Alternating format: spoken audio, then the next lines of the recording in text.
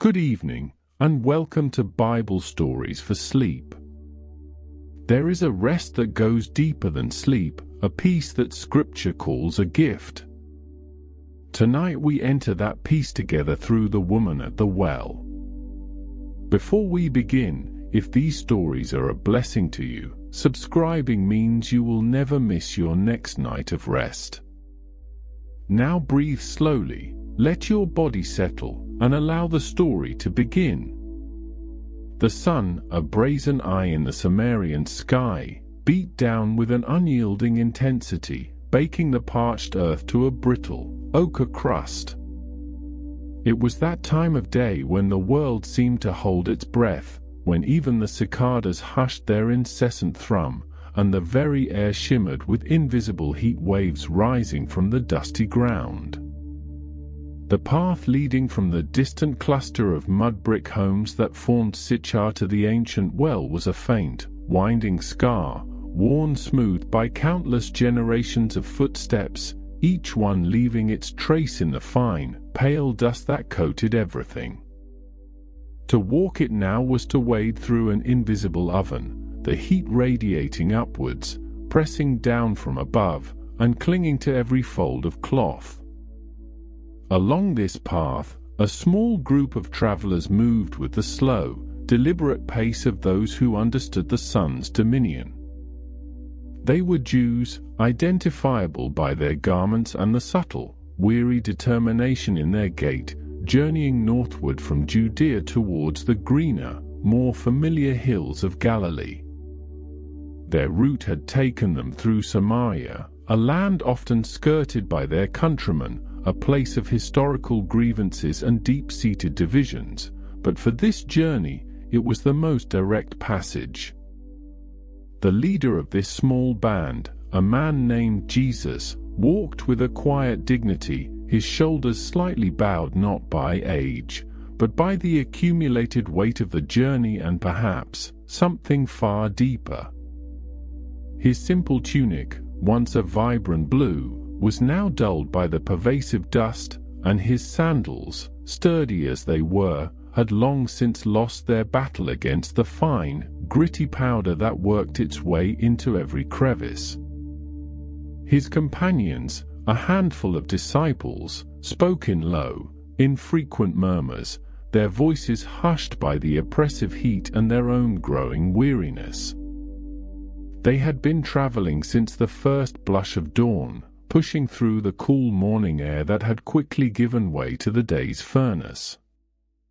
Now, as the sun climbed to its zenith, casting no shadows to offer relief, their thirst was becoming a palpable ache, a dry rasp at the back of their throats. Their eyes, though accustomed to the harsh light, squinted against the glare, scanning the horizon for any sign of respite. Then, in the distance, a familiar landmark emerged from the shimmering haze, a low, stone structure, ancient and unassuming, marking the site of Jacob's well. A collective sigh, almost imperceptible, passed through the small group. The well was not merely a source of water, it was a beacon, a promise of temporary sanctuary from the sun's relentless assault. Generations had drawn from its depths, its waters a testament to a patriarch's foresight, a silent witness to countless comings and goings. As they drew nearer, the air seemed to thicken, heavy with the scent of dry earth and the faint, metallic tang of distant heat. The well itself stood as a low, circular stone enclosure, its weathered blocks a testament to millennia of wind and sun. A simple, rough-hewn stone bench, smoothed by untold numbers of weary travelers, offered a place to rest beside it. The sight of it was a balm to their tired eyes, a cool whisper in the roaring heat. Jesus, though outwardly as weary as his companions, carried an inner stillness that set him apart. His eyes, a deep, knowing brown, held a profound wisdom that seemed to gaze beyond the immediate landscape, seeing not just the dust and the heat, but the intricate tapestry of human lives and the unseen currents of the spirit. He observed the parched land, the distant, shimmering outlines of Sychar, and the well itself, not merely as physical entities, but as points of convergence, places where the ordinary met the extraordinary. "We will rest here," Jesus said, his voice, though soft, carrying an undeniable authority that cut through the silence of the midday heat. He turned to his disciples, his gaze encompassing each of them. "Go into the town and buy us some food." The disciples, though their bodies yearned for rest, understood the unspoken command. Their teacher, always considerate of their needs, now sent them on a necessary errand, allowing him a moment of solitude, a chance to gather his thoughts, perhaps to pray. They nodded, their faces etched with a mixture of relief at the prospect of a brief respite from the direct sun, and a quiet understanding of their mission. As they turned and began the short, dusty walk towards Sychar, their figures slowly shrinking against the vast, sun-drenched landscape, Jesus made his way to the ancient well. He sank onto the cool, worn stone bench, the rough texture a welcome sensation against his weary frame. The sun, though still high, seemed less oppressive directly beside the well, perhaps due to the subtle coolness emanating from its deep shaft. He leaned back, his head resting against the warm stone, and closed his eyes for a moment, allowing the silence to wash over him. The journey had indeed been long, not just in miles, but in the constant demands on his spirit, the endless stream of questions, the pressing needs of the crowds.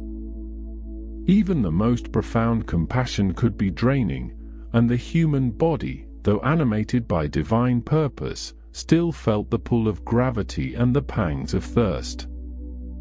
A gentle breeze, barely a whisper, stirred the dust at his feet, rustling the dry leaves of a nearby, stunted olive tree.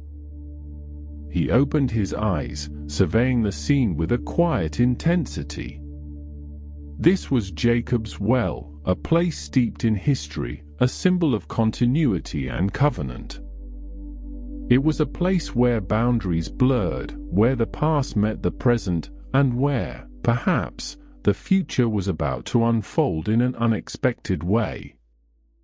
He felt the deep spiritual thirst of the land, the longing of its people, a thirst that went far beyond the physical craving for water.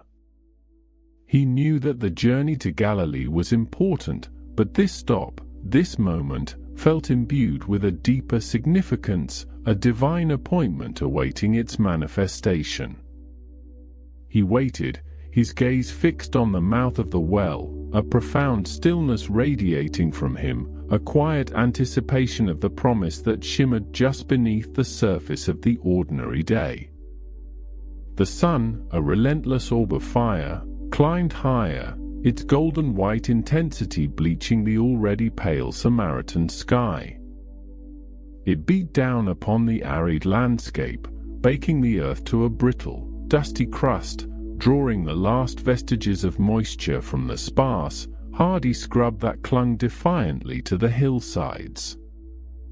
The air hung heavy and still, thick with the scent of sun-baked dust and dry, wild herbs, a stifling blanket that pressed down on the small, scattered dwellings of Sychar, forcing its inhabitants into the cool, shadowed interiors of their homes. Only the cicadas, hidden in the parched grasses, dared to sing their incessant, shimmering chorus, a high-pitched drone that seemed to vibrate with the very heat of the day. Along the winding, dusty path that led from the town to Jacob's well, a lone figure moved with a measured, almost reluctant pace. It was a woman, her head bowed slightly against the glare, a heavy clay water jar balanced precariously on her hip. Her simple tunic, once a vibrant hue, was now faded and worn, clinging to her skin in the oppressive heat. Her sandals kicked up small clouds of fine, ochre dust with each step, the particles shimmering like gold motes in the blinding sunlight before settling back onto the path, which had been worn smooth and hollowed by centuries of countless footsteps. This was the hour when the prudent stayed indoors, when the world seemed to hold its breath, when even the shadows retreated, shrinking back from the sun's dominion. This was precisely the hour she chose. Her name, though few in Sichar spoke it with kindness, was Fotini, a name that meant light, a cruel irony for a woman who lived so often in the shadows of others' judgment. She carried herself with a quiet resignation, a subtle slump to her shoulders that spoke of burdens carried for too long, of a spirit that had learned to brace itself against the invisible slings and arrows of a small town's whispers. Her face, though etched with the faint lines of hardship and a certain weariness around the eyes, still held a striking beauty, a testament to a youth that had perhaps once known more joy than her present circumstances allowed. Yet, it was a beauty often overlooked, overshadowed by the stories that preceded her, the reputation that followed her like a persistent shadow. As she walked, the familiar path offered little comfort, only the promise of the well's cool depths, a temporary reprieve from the parching heat that seemed to seep into her very bones. Her mind, usually a quiet, guarded place, drifted to the day's tasks, the endless cycle of fetching water, grinding grain, mending clothes, the mundane rhythm of a life lived on the fringes. She thought of the other women, their laughter echoing from the well in the cooler hours of morning and evening, their easy camaraderie, the shared gossip and support that she was so pointedly excluded from. A familiar ache, dull and persistent, settled in her chest, a longing for connection, for acceptance, for a sense of belonging that had long eluded her. She had tried, in her younger years, to fit in, to be like the others. But each attempt had been met with cold stares, averted gazes, and the sharp, cutting edge of whispered words that followed her like a swarm of gnats. 5 husbands, they counted, each relationship ending in a tangle of disappointment and societal condemnation. And now, the man she lived with, not truly a husband, merely another arrangement of convenience, another layer of compromise that further cemented her outcast status. It was easier, she had long since decided, to simply avoid the judgment, to embrace the solitude, even if it meant enduring the sun's fiercest embrace. The well came into view, its low stone wall a familiar landmark against the shimmering haze.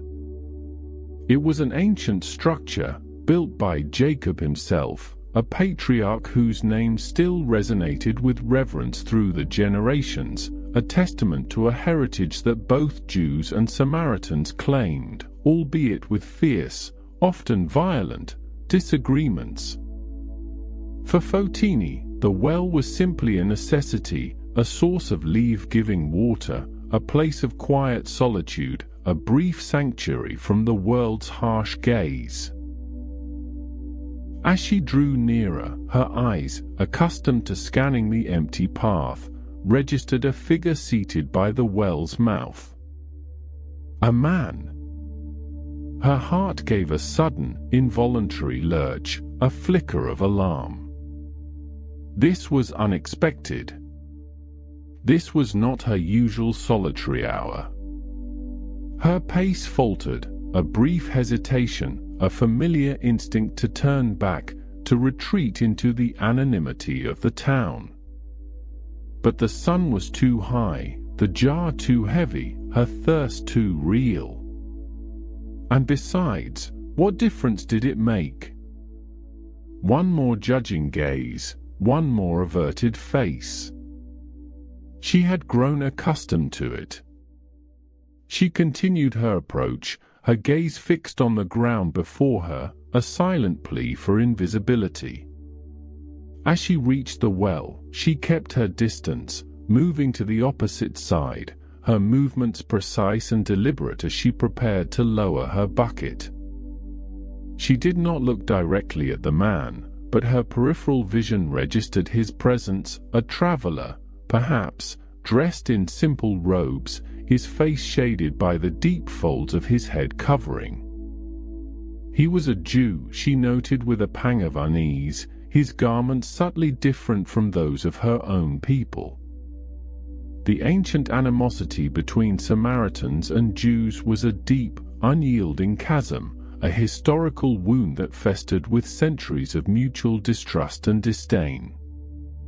A Jew, here, in Samaria, at Jacob's well, alone.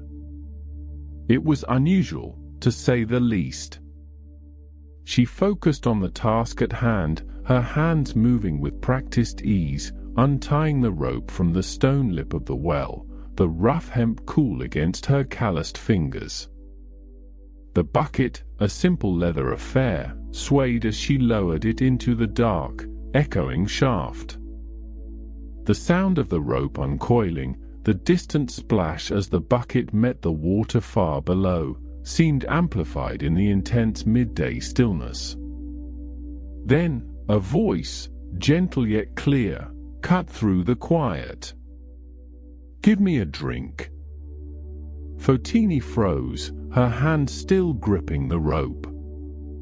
The words, simple and direct, were spoken in Aramaic, a language she understood perfectly, but the request itself, coming from a Jew to a Samaritan woman, was utterly astonishing. Her head snapped up, her eyes, wide with surprise, met his. He was looking at her directly, his gaze calm and unwavering, devoid of the usual scorn or judgment she had come to expect. His eyes, she noticed, were deep and kind, holding an unexpected depth that seemed to see past the surface, past the layers of her carefully constructed defenses. There was no hint of mockery, no trace of the disdain that usually accompanied such an interaction. He simply waited, his expression one of quiet expectation. A wave of conflicting emotions washed over her, surprise, suspicion, a flicker of something almost like curiosity. Her voice, when it finally came, was laced with a defensive edge, a lifetime of societal conditioning rising to the surface. "How is it that you, a Jew, ask for a drink from me, a Samaritan woman?" The question was not merely rhetorical, it was a challenge, an articulation of the deep-seated social and religious barriers that dictated every interaction between their peoples. She knew the customs, the rigid prohibitions. Jews did not share vessels with Samaritans, did not even speak to them in public, let alone ask for water from their hands. It was an act of defilement, according to their laws. He did not flinch, nor did his gentle expression waver. Instead, a faint, almost imperceptible smile touched his lips, a smile that held a hint of profound understanding, as if he saw beyond her words, beyond the cultural chasm she had just invoked. "If you knew the gift of God," he began, his voice soft, yet resonant, "and who it is that is saying to you, 'Give me a drink,' you would have asked him, and he would have given you living water." Fotini stared, utterly bewildered. Living water? The phrase hung in the hot, still air, shimmering with an almost poetic strangeness. She glanced down at the well, its cool, dark depths a tangible source of life in this parched land. This was the only living water she knew, the water that sustained her people, drawn from the earth. What could this man possibly mean? He had no bucket, no rope, nothing with which to draw water from the deep well. Her gaze swept over him again, taking in his simple, dust-stained robes, his weary but serene countenance. He looked like any other traveler, perhaps a teacher, but certainly not a man of means who could conjure water out of thin air. Her skepticism, a well-honed defense mechanism, began to assert itself. "Sir," she said, her tone a mixture of politeness and barely concealed irony, "you have no bucket, and the well is deep. Where then do you get this living water?" She gestured vaguely at the well, then at his empty hands. "Are you greater than our father Jacob, who gave us this well and drank from it himself, as did his sons and his livestock?" The question was a subtle challenge, an appeal to their shared heritage, to the very foundation of their existence in this land. Jacob, the patriarch, the provider, the one whose legacy defined this place. How could this stranger, this Jew, claim to offer something superior to Jacob's gift? A flicker of something profound, almost ancient, passed through his eyes, a wisdom that seemed to stretch back through the ages. "Everyone who drinks of this water will be thirsty again," he replied, his voice still gentle, but imbued with a quiet authority that commanded her attention. He paused, allowing his words to settle in the humid air, to resonate with the deep, unspoken thirst she carried within her. "But whoever drinks of the water that I will give him will never be thirsty again.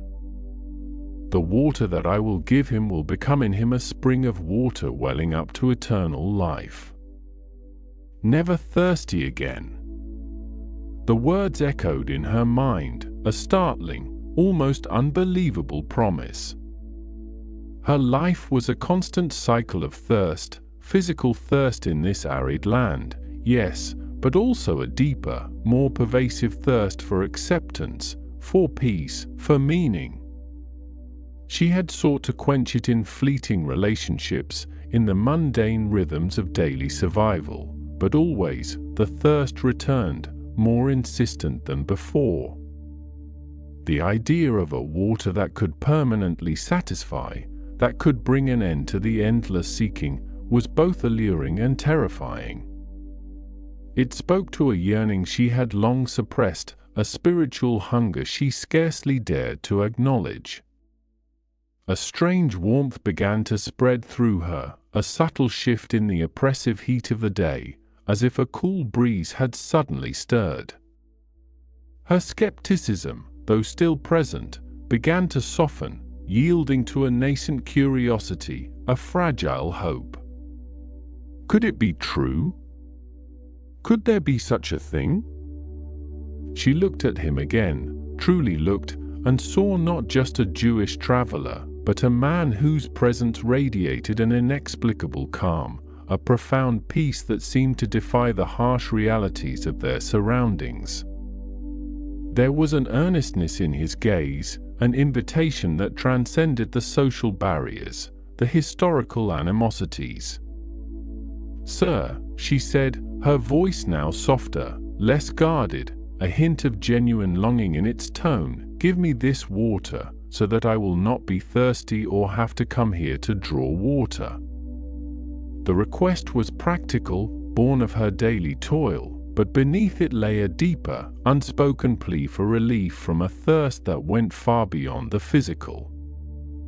She imagined a life free from the daily trek, free from the heavy jar, free from the constant, gnawing emptiness within.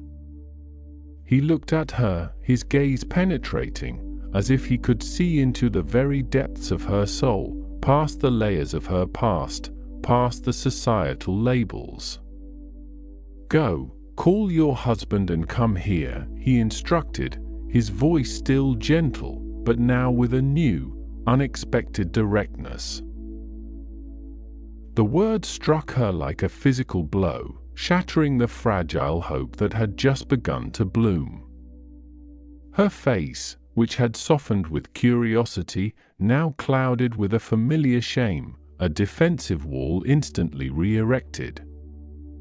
Her past, her secret, her deepest wound, laid bare with a single, simple command. How could he know? Had someone told him? Had the whispers of Sichar reached even this stranger? Her breath caught in her throat. The heat of the sun suddenly felt more oppressive, the dust on the path more suffocating. The momentary reprieve she had found in his presence vanished, replaced by the familiar sting of exposure, the burning humiliation of her truth being unveiled. "I have no husband," she replied, her voice barely a whisper, the lie a reflex, an automatic defense against the pain of her reality. She braced herself for the inevitable judgment, the condemnation she had faced countless times before. She expected his gaze to harden, his expression to turn to scorn, to mirror the faces of those in town who had cast her out. But his eyes remained kind, filled not with judgment, but with an almost sorrowful understanding. "You are right in saying, 'I have no husband,'" he acknowledged, his voice still measured, devoid of accusation. "For you have had 5 husbands, and the one you now have is not your husband. What you have said is true." The words hung in the air, a stark, undeniable truth. Every detail, every painful reality of her life, articulated by a complete stranger. It was as if he had peeled back the layers of her carefully constructed facade, seen through the years of pretense and evasion, and looked directly into the raw, aching core of her being. There was no anger in his voice, no condemnation, only a quiet statement of fact, delivered with a profound, almost unsettling intimacy. Fotini felt a tremor run through her. Her heart pounded against her ribs, a frantic drumbeat in the sudden, overwhelming silence. This was not merely a man, this was something more, something utterly beyond her comprehension. He knew her, truly knew her, in a way no one else ever had, not even her closest confidants, if she had any. He saw her past, her present, her deepest secrets, and yet his gaze remained compassionate, accepting. A profound sense of awe, mingled with a strange, liberating fear, began to wash over her. The shame, though still present, was strangely muted, overshadowed by the sheer wonder of this moment. This man, this Jew, had seen her brokenness, her societal transgression, and had not recoiled. Instead, he had offered her living water, a promise of eternal satisfaction, and now he had revealed an intimate knowledge of her life that could only be divine. "Sir," she breathed, her voice now trembling with a mixture of revelation and reverence, "I perceive that you are a prophet." The recognition was sudden, undeniable, a flash of insight that cut through the layers of her skepticism and societal conditioning. Only a prophet, a messenger from God, could possess such knowledge, such penetrating insight. Her mind, which had been so focused on the mundane and the personal, suddenly expanded, reaching for something larger, something spiritual. The ancient well, the patriarch Jacob, the centuries of religious disputes between their peoples, all of it suddenly coalesced around this extraordinary moment, this man who sat before her. If he was a prophet, then perhaps he could answer the questions that had long troubled her, the theological debates that had fueled the animosity between Samaritans and Jews for generations. "Our fathers worshipped on this mountain," she began, gesturing vaguely towards Mount Gerizim, which rose majestically in the distance, its slopes shimmering in the heat. But you Jews say that in Jerusalem is the place where people ought to worship. It was the central point of contention, the theological fault line that divided their peoples, the question of the true place of worship, the very heart of their religious identity. For Samaritans, Gerizim was the sacred mountain, the place where Abraham had built an altar, where blessings were pronounced. For Jews, Jerusalem and its temple were the sole, divinely appointed center of worship. She watched him intently, her spiritual curiosity, long dormant beneath the weight of her life, now fully awakened. She yearned for an answer, a resolution to this ancient, seemingly intractable dispute. If he was truly a prophet, perhaps he held the key, the divine truth that could bridge the chasm between their traditions. He looked towards Mount Gerizim, then back at her, his expression serene, his eyes holding a vision far grander than the ancient dispute. "Woman, believe me, the hour is coming when neither on this mountain nor in Jerusalem will you worship the Father."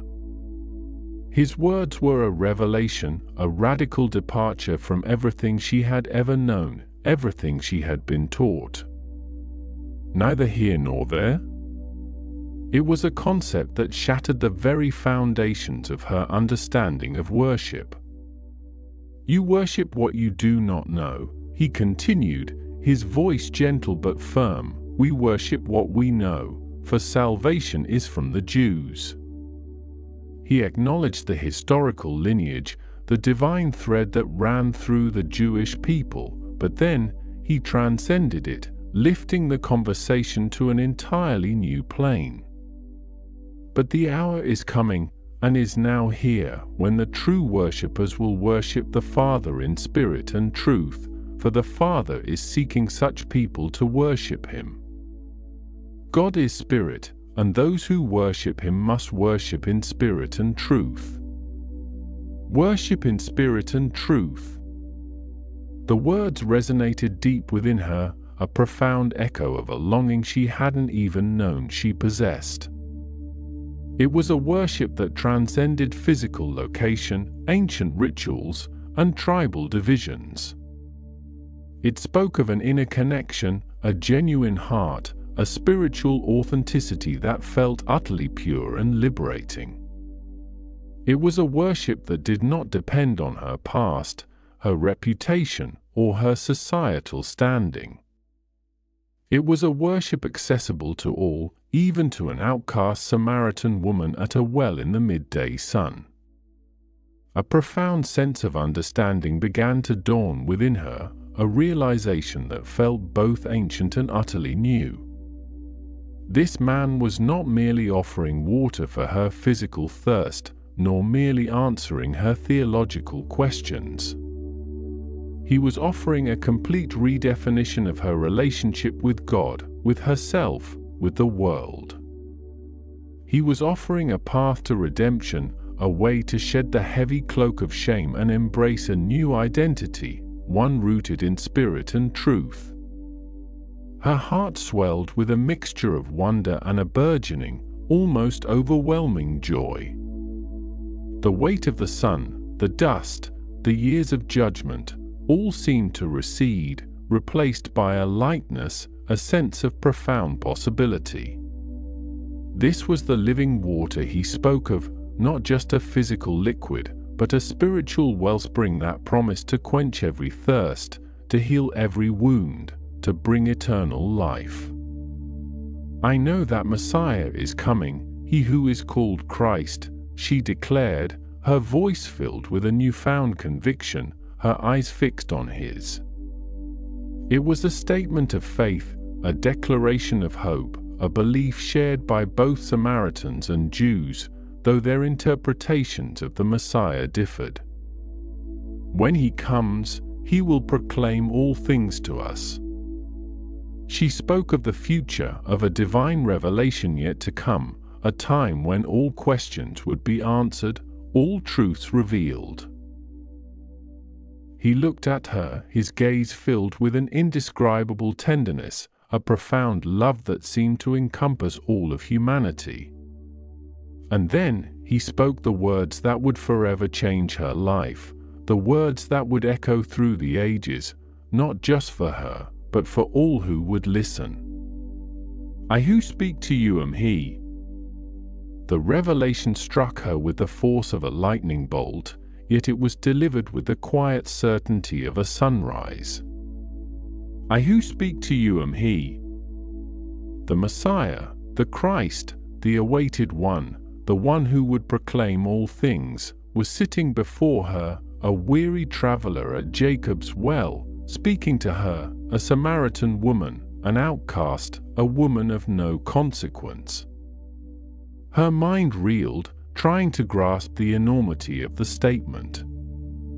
The world seemed to tilt on its axis, the familiar landscape of her life suddenly transformed, imbued with an incandescent light. The heat of the day, the dust, the well, the very air around them, all seemed to vibrate with a divine presence. It was an intimacy so profound, so unexpected, that it brought tears to her eyes, tears of wonder, of awe, of a joy she had never dared to imagine. In that moment, the years of shame, the societal judgment, the relentless thirst, all faded into insignificance. She was seen, she was known, she was loved, not despite her past, but in the midst of it.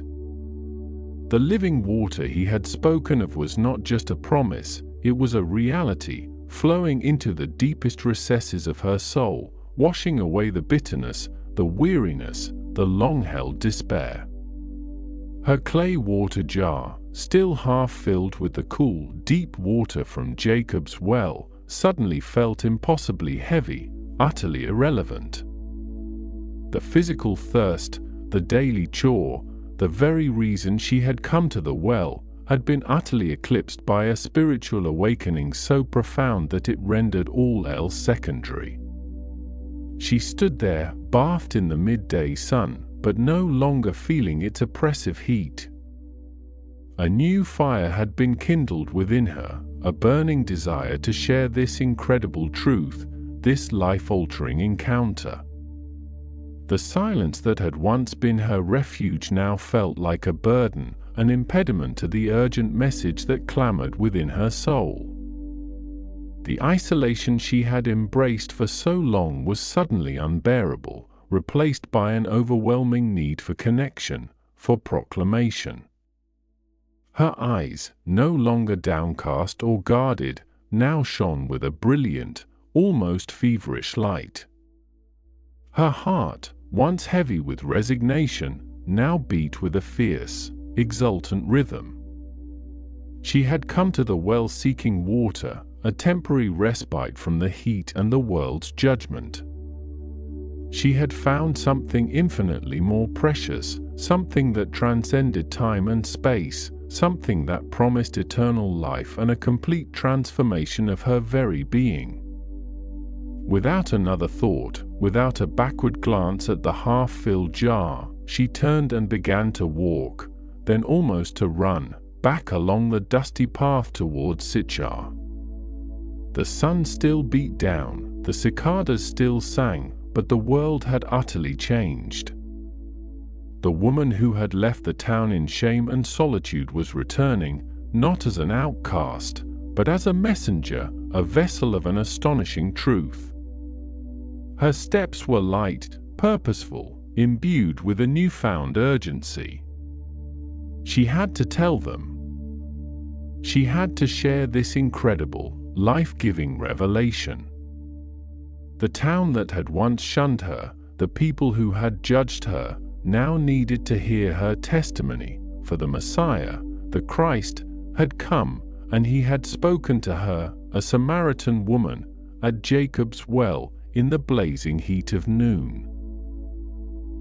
The Samaritan woman, her heart now a wellspring of joy, felt the dusty path beneath her bare feet transform into a carpet of clouds, each step carrying her closer to the town she had so long avoided. The sun, still high and fierce, no longer felt like a judgment but a warm embrace, illuminating her path, urging her onward. The heavy water jar, once a symbol of her daily burden and solitary existence, now felt light as a feather, forgotten in the exhilarating rush of her newfound purpose. Her mind replayed the extraordinary conversation, each word from the stranger at the well echoing with profound truth, reshaping her understanding of herself and the very fabric of her world. She, Fotini, the woman of Sichar, who had sought solace in the shadows, was now compelled to step into the blinding light, to share a revelation that hummed with the promise of leaving water. As she neared the first mud-brick houses of Sichar, a familiar knot of apprehension tightened in her stomach, a ghost of the shame that had long haunted her. She imagined the usual glances, the whispered judgments, the turning of backs. Yet, beneath this fleeting shadow, a stronger, brighter flame of conviction burned.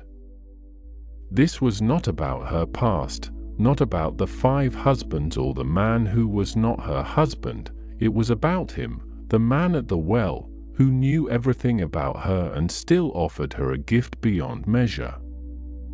Her personal history, once a source of deep humiliation, had become a testament, a living proof of his extraordinary insight and boundless grace. The very things that had separated her from her community were now the keys to unlocking their understanding, the bridge to a truth that could transform them all. She saw a small group of men gathered near the town's communal oven, their voices low and murmuring, their faces etched with the weariness of the day. They were likely discussing the meager harvest, the oppressive taxes, or perhaps, as was often the case, the latest gossip that trickled through the narrow streets. Her approach usually caused a ripple of silence, a subtle shift in their posture, but today, she walked with an unfamiliar boldness, her head held high, her eyes fixed on them with an unshakable resolve. She did not avert her gaze, did not shrink into herself, but met their eyes, one by one, with an intensity that surprised even herself.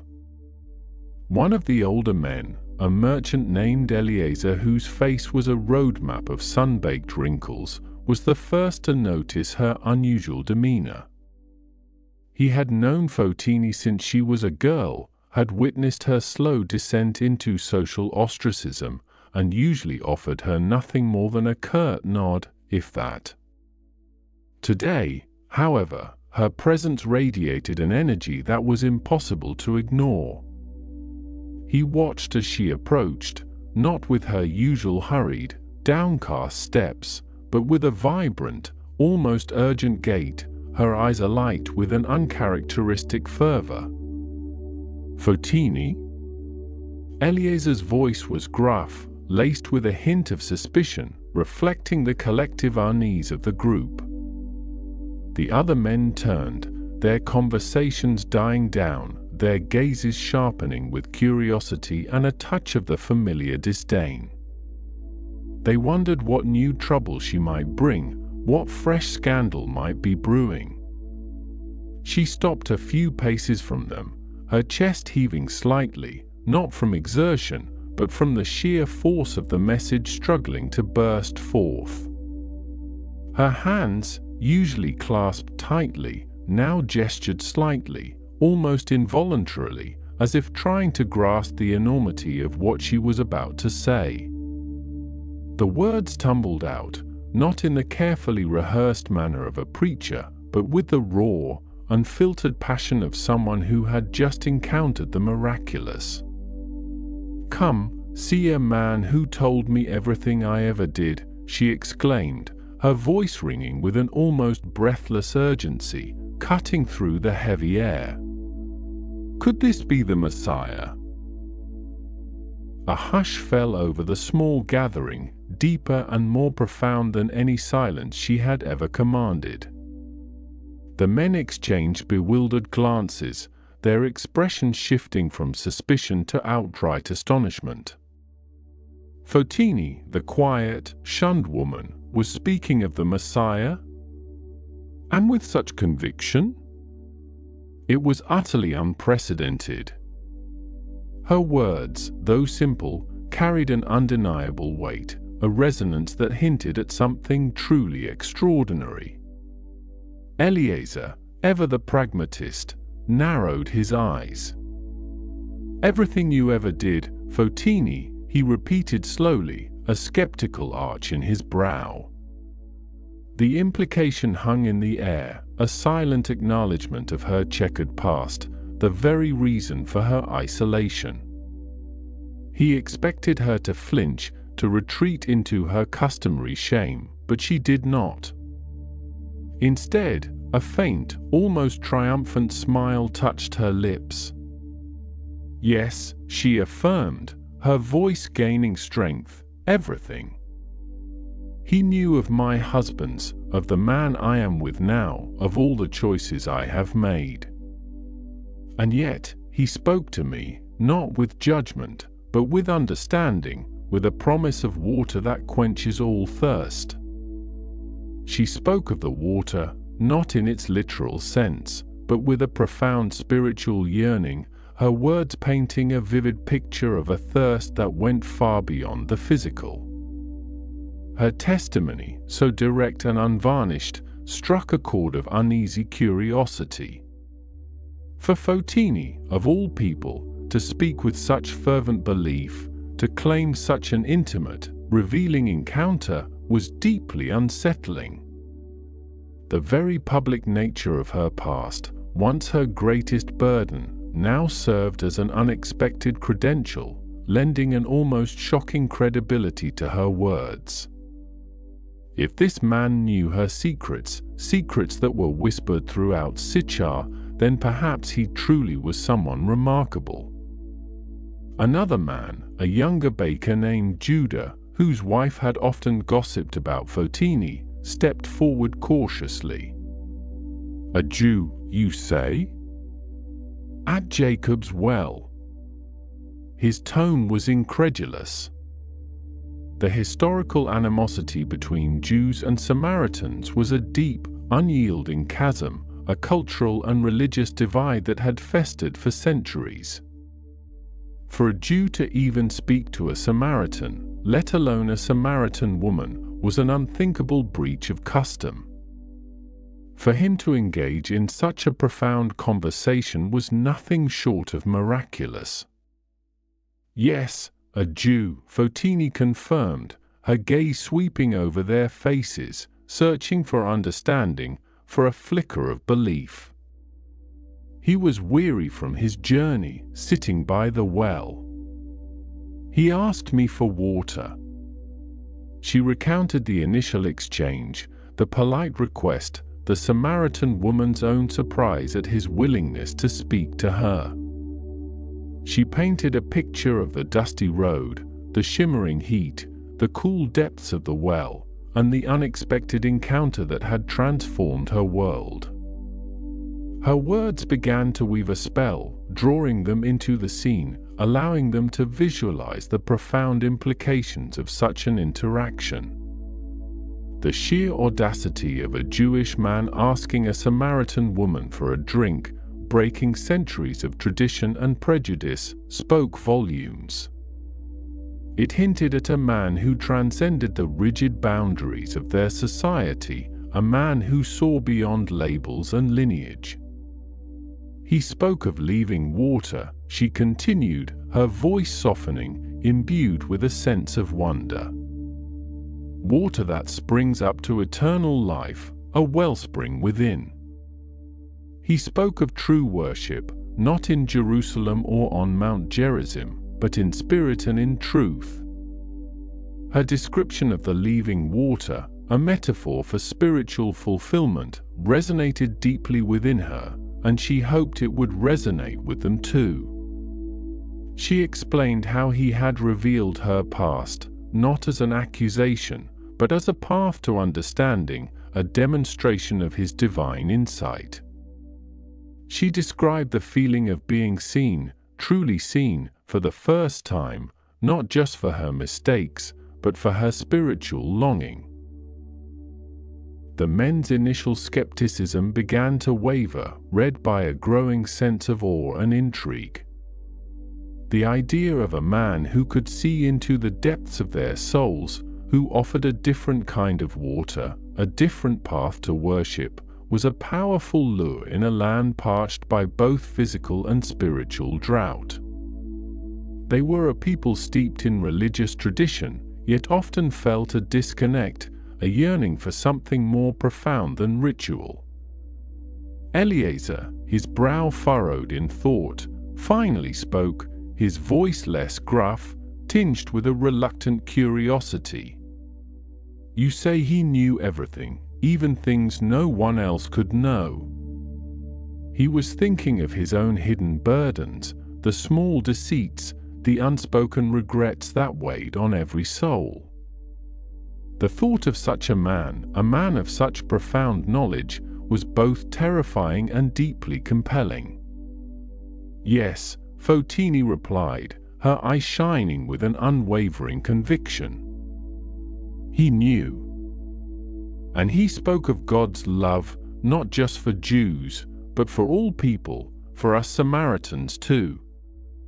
This was the most revolutionary part of her message, the breaking down of the ancient walls of division, the promise of universal love and acceptance.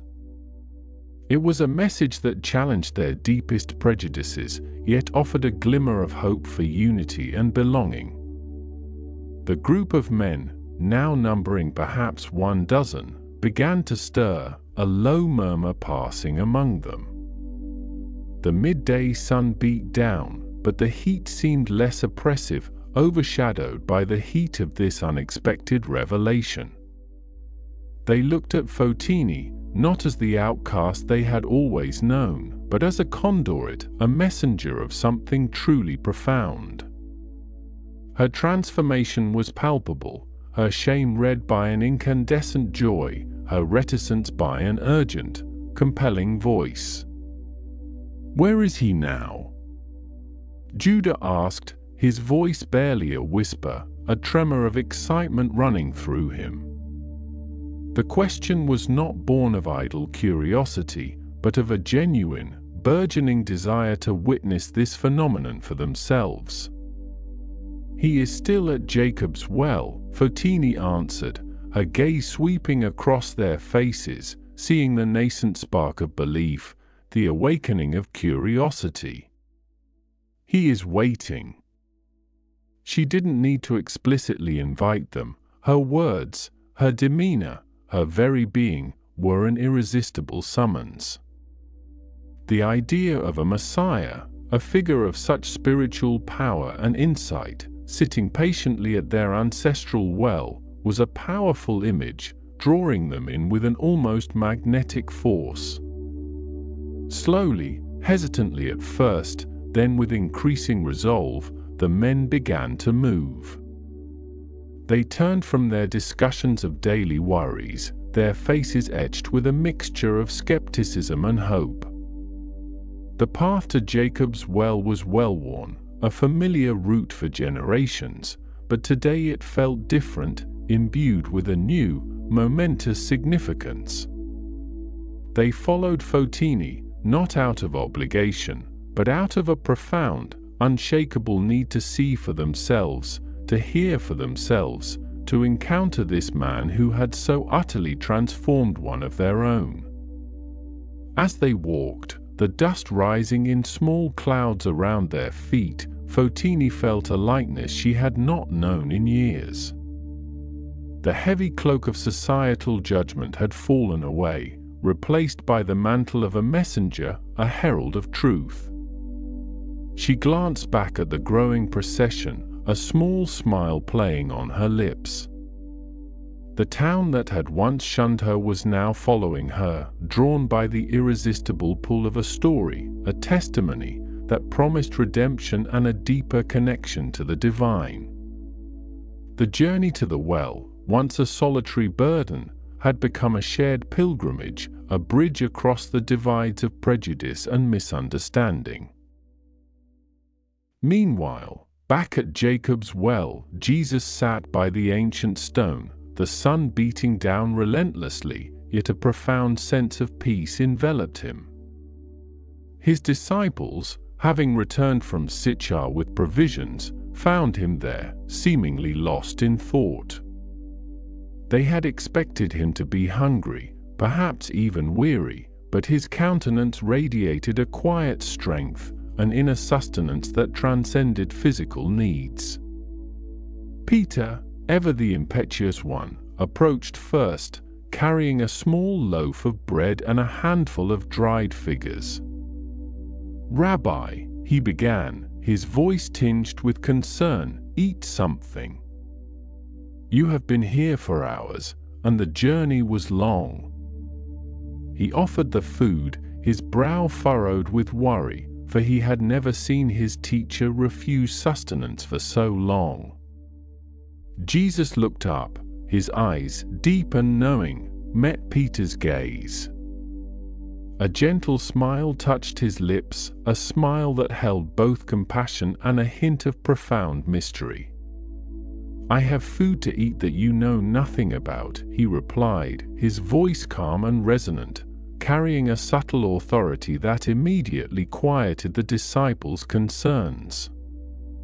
The disciples exchanged confused glances. They looked around, scanning the barren landscape, the empty path leading to Sychar. There was no one else there, no hidden source of nourishment. They wondered if someone had perhaps brought him food while they were away, a thought that seemed unlikely given the isolation of the well. "Has someone brought him food?" Andrew whispered to Philip, his voice low, reflecting their shared bewilderment. They had been gone for a considerable time, and the idea of a secret benefactor seemed plausible, yet still perplexing.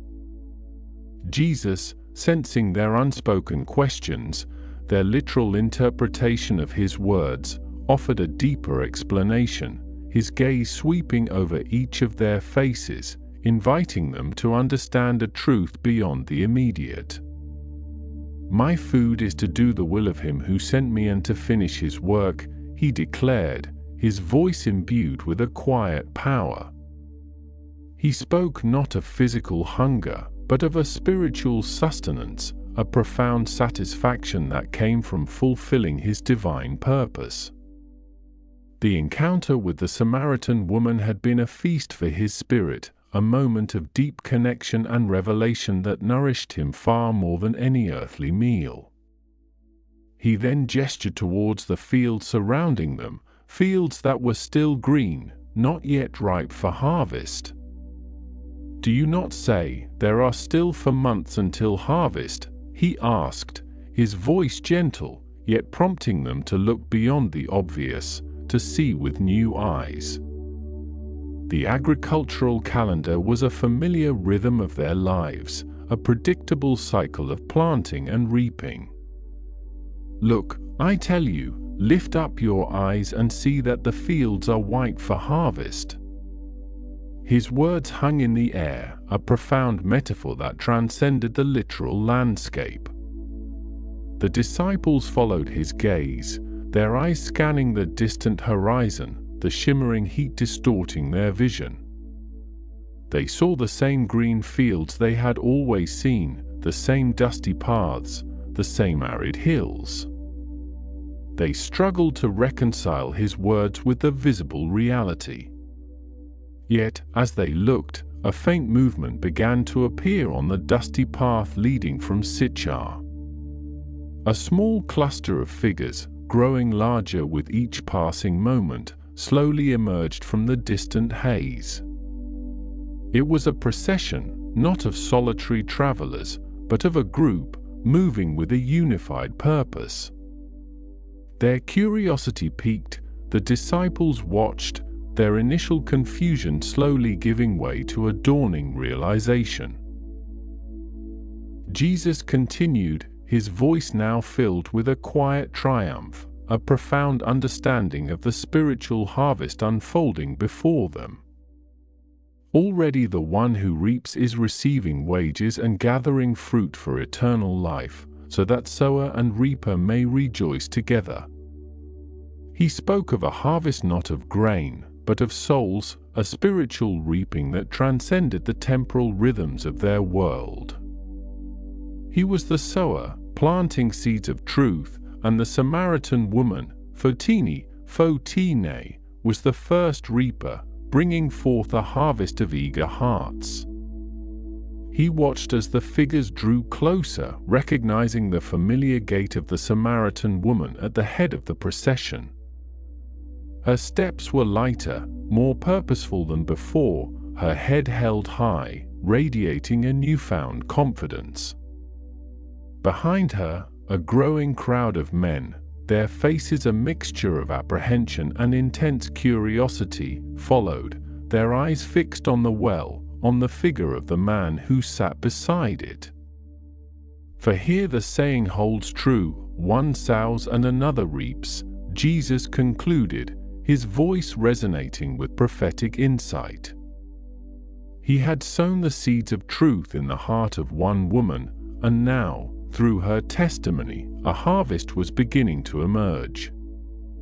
The encounter at the well, seemingly a chance meeting in the midday heat, was unfolding into a momentous event, a bridge across the deep divides of prejudice and tradition. The disciples, their eyes now clearly discerning the approaching crowd, finally understood that fields white for harvest were not the literal fields of grain, but the hearts of the Samaritan people, stirred by the testimony of one woman. The unexpected request for water, the profound conversation, the revelation of identity to all had been part of a divine plan, a deliberate act of breaking down barriers and extending an invitation to all. As Photine led the men of Sychar towards the well, her heart swelled with a mixture of anticipation and profound gratitude. She had done it. She had overcome her shame, her fear of judgment, and had brought her community to the source of living water. The weight of her past had been lifted, replaced by the exhilarating lightness of a new purpose, a new identity.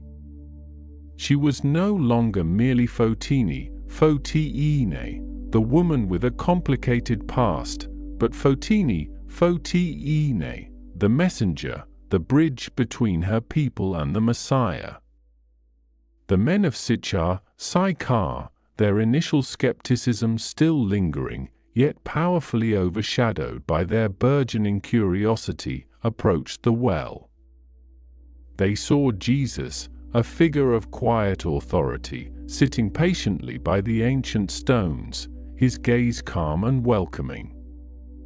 He was a Jew, yes, but there was no hint of the disdain or superiority they had come to expect. Instead, his presence radiated an inclusive warmth, an invitation that transcended their long-held prejudices. Photine stopped a respectful distance from Jesus, then turned to face the men of Sychar, her face alight with an almost incandescent joy. "This is the man," she announced, her voice clear and strong, filled with an unshakable conviction. "The one who told me everything I ever did.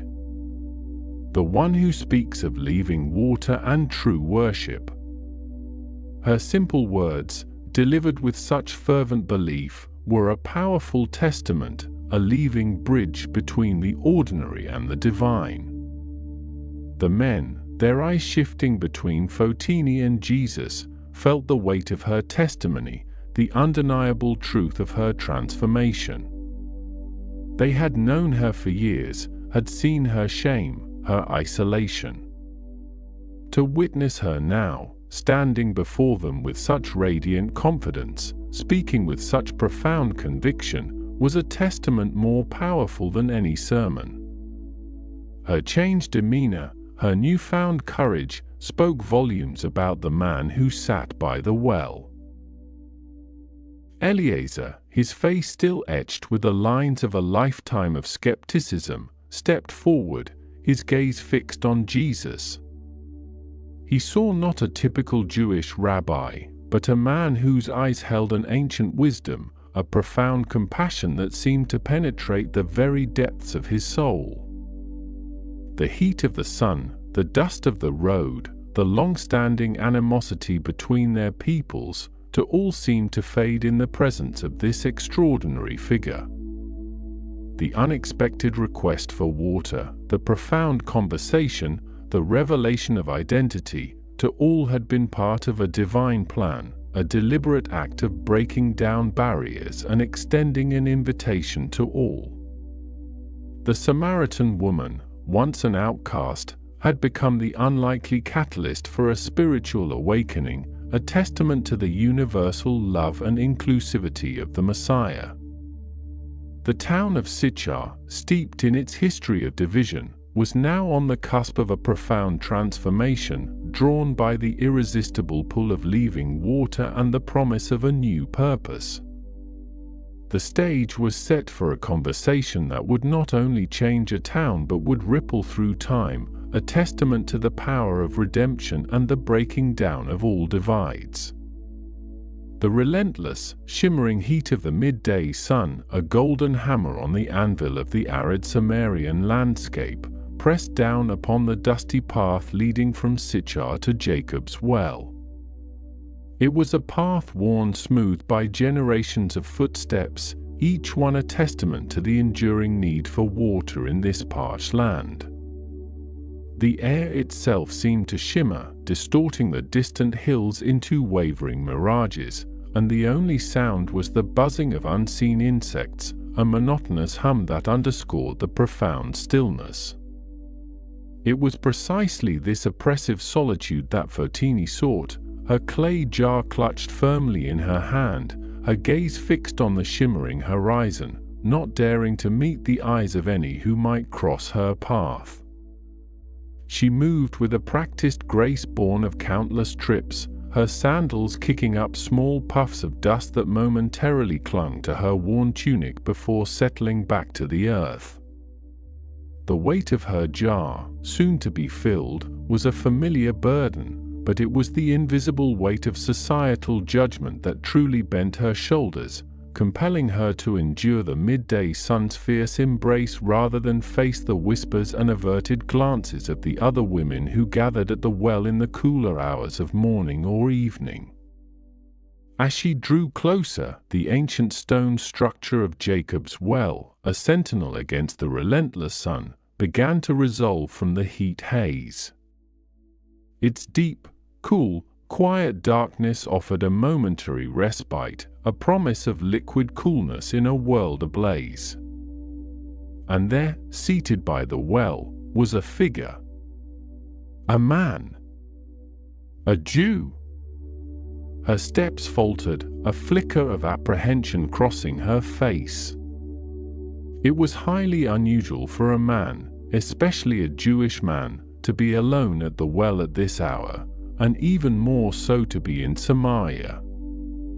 Her first instinct was to turn back, to wait, to avoid the inevitable awkwardness, the veiled contempt she had come to expect from those outside her own community, let alone within it. Yet, her thirst, both physical and a deeper, unspoken one, propelled her forward. She had come too far, endured too much heat, to abandon her task now. Jesus, weary from his journey, had watched her approach, his gaze gentle yet penetrating, seeing beyond the dust and the worn clothes to the quiet yearning within her. He had sent his disciples into Sychar to buy food, knowing this encounter was meant for him alone, a divine appointment under the unforgiving sun. His own thirst was profound, a physical ache in his throat, but his spiritual thirst for connection, for revelation, for the breaking down of ancient barriers, was even greater. He saw not merely a Samaritan woman, but a soul burdened by life, yet open, perhaps unknowingly, to a truth that could transform her. As she reached the well, carefully placing her jar on the stone lip, he spoke, his voice calm and clear, cutting through the oppressive silence like a cool breeze. "Give me a drink." Fotini froze, her hand hovering over the well rope. The request, simple as it was, struck her with the force of a physical blow. Her eyes, wary and guarded, finally met his. She saw no judgment there, no scorn, only a profound, unwavering kindness that disarmed her. But the societal rules, etched deep into her understanding of the world, were absolute. "How is it that you, a Jew, ask for a drink from me, a Samaritan woman?" she asked, her voice tinged with a mixture of surprise and a faint, almost imperceptible challenge. The ancient animosity between their peoples, the deep-seated ethnic and religious divisions, were not merely historical footnotes, they were living, breathing walls that separated them, and his request had just breached them with effortless grace. She knew the customs, the strictures that forbade Jews from sharing vessels with Samaritans, let alone drinking from them.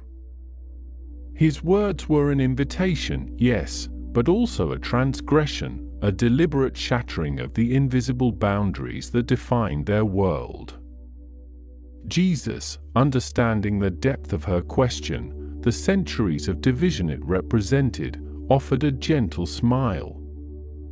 He did not immediately address the chasm between their peoples, but instead shifted the focus, inviting her to consider a deeper, more profound truth. If you knew the gift of God, and who it is that is saying to you, "Give me a drink," you would have asked him, and he would have given you living water. His words hung in the shimmering air, a riddle wrapped in a promise. Fotini, her initial surprise giving way to a flicker of curiosity, looked around. There was no bucket, no rope in his possession. The well was deep, its cool waters far below, a dark mirror reflecting the relentless sky. "Sir," she replied, a hint of skepticism in her tone, "you have nothing to draw with, and the well is deep. Where then do you get this living water? Are you greater than our father Jacob, who gave us the well and drank from it himself, as did his children and his livestock?" She gestured to the ancient well, a symbol of their heritage, a tangible link to their patriarch. The idea of living water was not entirely foreign. It referred to flowing, spring water, superior to stagnant well water. But this man spoke of it in a way that suggested something more, something intangible. Her mind, accustomed to the practicalities of daily survival, grappled with the metaphorical weight of his words, yet her spirit, parched by years of isolation, felt a faint stirring, a nascent hope. Jesus met her gaze, his eyes holding a knowing kindness that seemed to penetrate her very soul. "Everyone who drinks of this water will be thirsty again," he explained, his voice a soothing balm against the harsh midday sounds. "But whoever drinks of the water that I will give him will never be thirsty again. The water that I will give him will become in him a spring of water welling up to eternal life." The words resonated within her, touching a deep, unspoken longing she had carried for years. Never thirsty again. The thought was intoxicating, almost unbelievable. Her life had been a perpetual cycle of thirst and unsatisfying attempts to quench it, both literally and figuratively. She had sought solace in relationships, in fleeting moments of connection, only to find herself emptier than before, returning again and again to the well, both for physical water and for something that could fill the void within her. The idea of a spring within, a wellspring of eternal life, was a concept so profound, so utterly foreign to her lived experience, that it both captivated and confounded her. A yearning, raw and undeniable, began to bloom within her weary heart. "Sir, give me this water," she said, her voice softer now, less guarded, "so that I will not be thirsty or have to come here to draw water." Her request, though still rooted in the practical desire to avoid the arduous daily trek and the judgmental stares, hinted at a deeper, unarticulated longing for release from all forms of her personal thirst. She saw in his eyes not the condemnation she expected, but an understanding that seemed to reach into the hidden corners of her soul, acknowledging her burdens without judgment. The oppressive heat of the sun, for a moment, seemed to recede, replaced by a strange, inner warmth. She felt a glimmer of hope, a fragile seedling pushing through the parched earth of her existence. Then Jesus shifted the conversation, his voice still gentle, but with an unexpected directness that startled her. "Go, call your husband and come here." The words were a sudden, sharp probe into the very heart of her shame, the secret she carried, the reason for her solitary trips to the well. Her carefully constructed facade, the one that allowed her to navigate the world, threatened to crumble. Her breath caught in her throat. She had tried to avoid this very topic, this painful truth. Her past, a tangled web of failed relationships and societal disapproval, was laid bare by his simple command. Her mind raced, searching for an evasion, a way to deflect the sudden, uncomfortable intimacy of his knowledge. "I have no husband," she replied, her voice barely a whisper, a defensive reflex, a half-truth she had told countless times. Jesus looked at her, his gaze unwavering, compassionate, yet utterly truthful. "You are right in saying, 'I have no husband,' for you have had 5 husbands, and the one you now have is not your husband. What you have said is true." The words, spoken without accusation or condemnation, yet with absolute certainty, stripped away her defenses. It was not merely that he knew, it was how he knew. There was no gossip, no judgment in his tone, only a profound, almost divine understanding. A shiver, not of fear but of awe, ran through her. This was no ordinary man. He saw her, truly saw her, not just the woman at the well, but the woman beneath the layers of societal scorn and personal regret. Her past, her present, her deepest secrets were known to him, and yet his eyes still held that same unwavering kindness. The revelation of his knowledge was not a source of shame, but of a strange, liberating recognition. She felt exposed, yes, but also seen, truly seen, for the first time in perhaps her entire life. Her mind reeled. How could he know? He was a stranger, a Jew, yet he spoke with an authority that transcended human understanding. The implications were staggering. "Sir," she exclaimed, her voice now filled with a genuine sense of wonder and dawning realization, "I perceive that you are a prophet." The title, prophet, was the highest honor she could bestow, a recognition of divine insight. Her spiritual curiosity, long dormant beneath the weight of her daily struggles, now surged to the forefront. The practical concerns of drawing water, of avoiding judgment, faded into insignificance.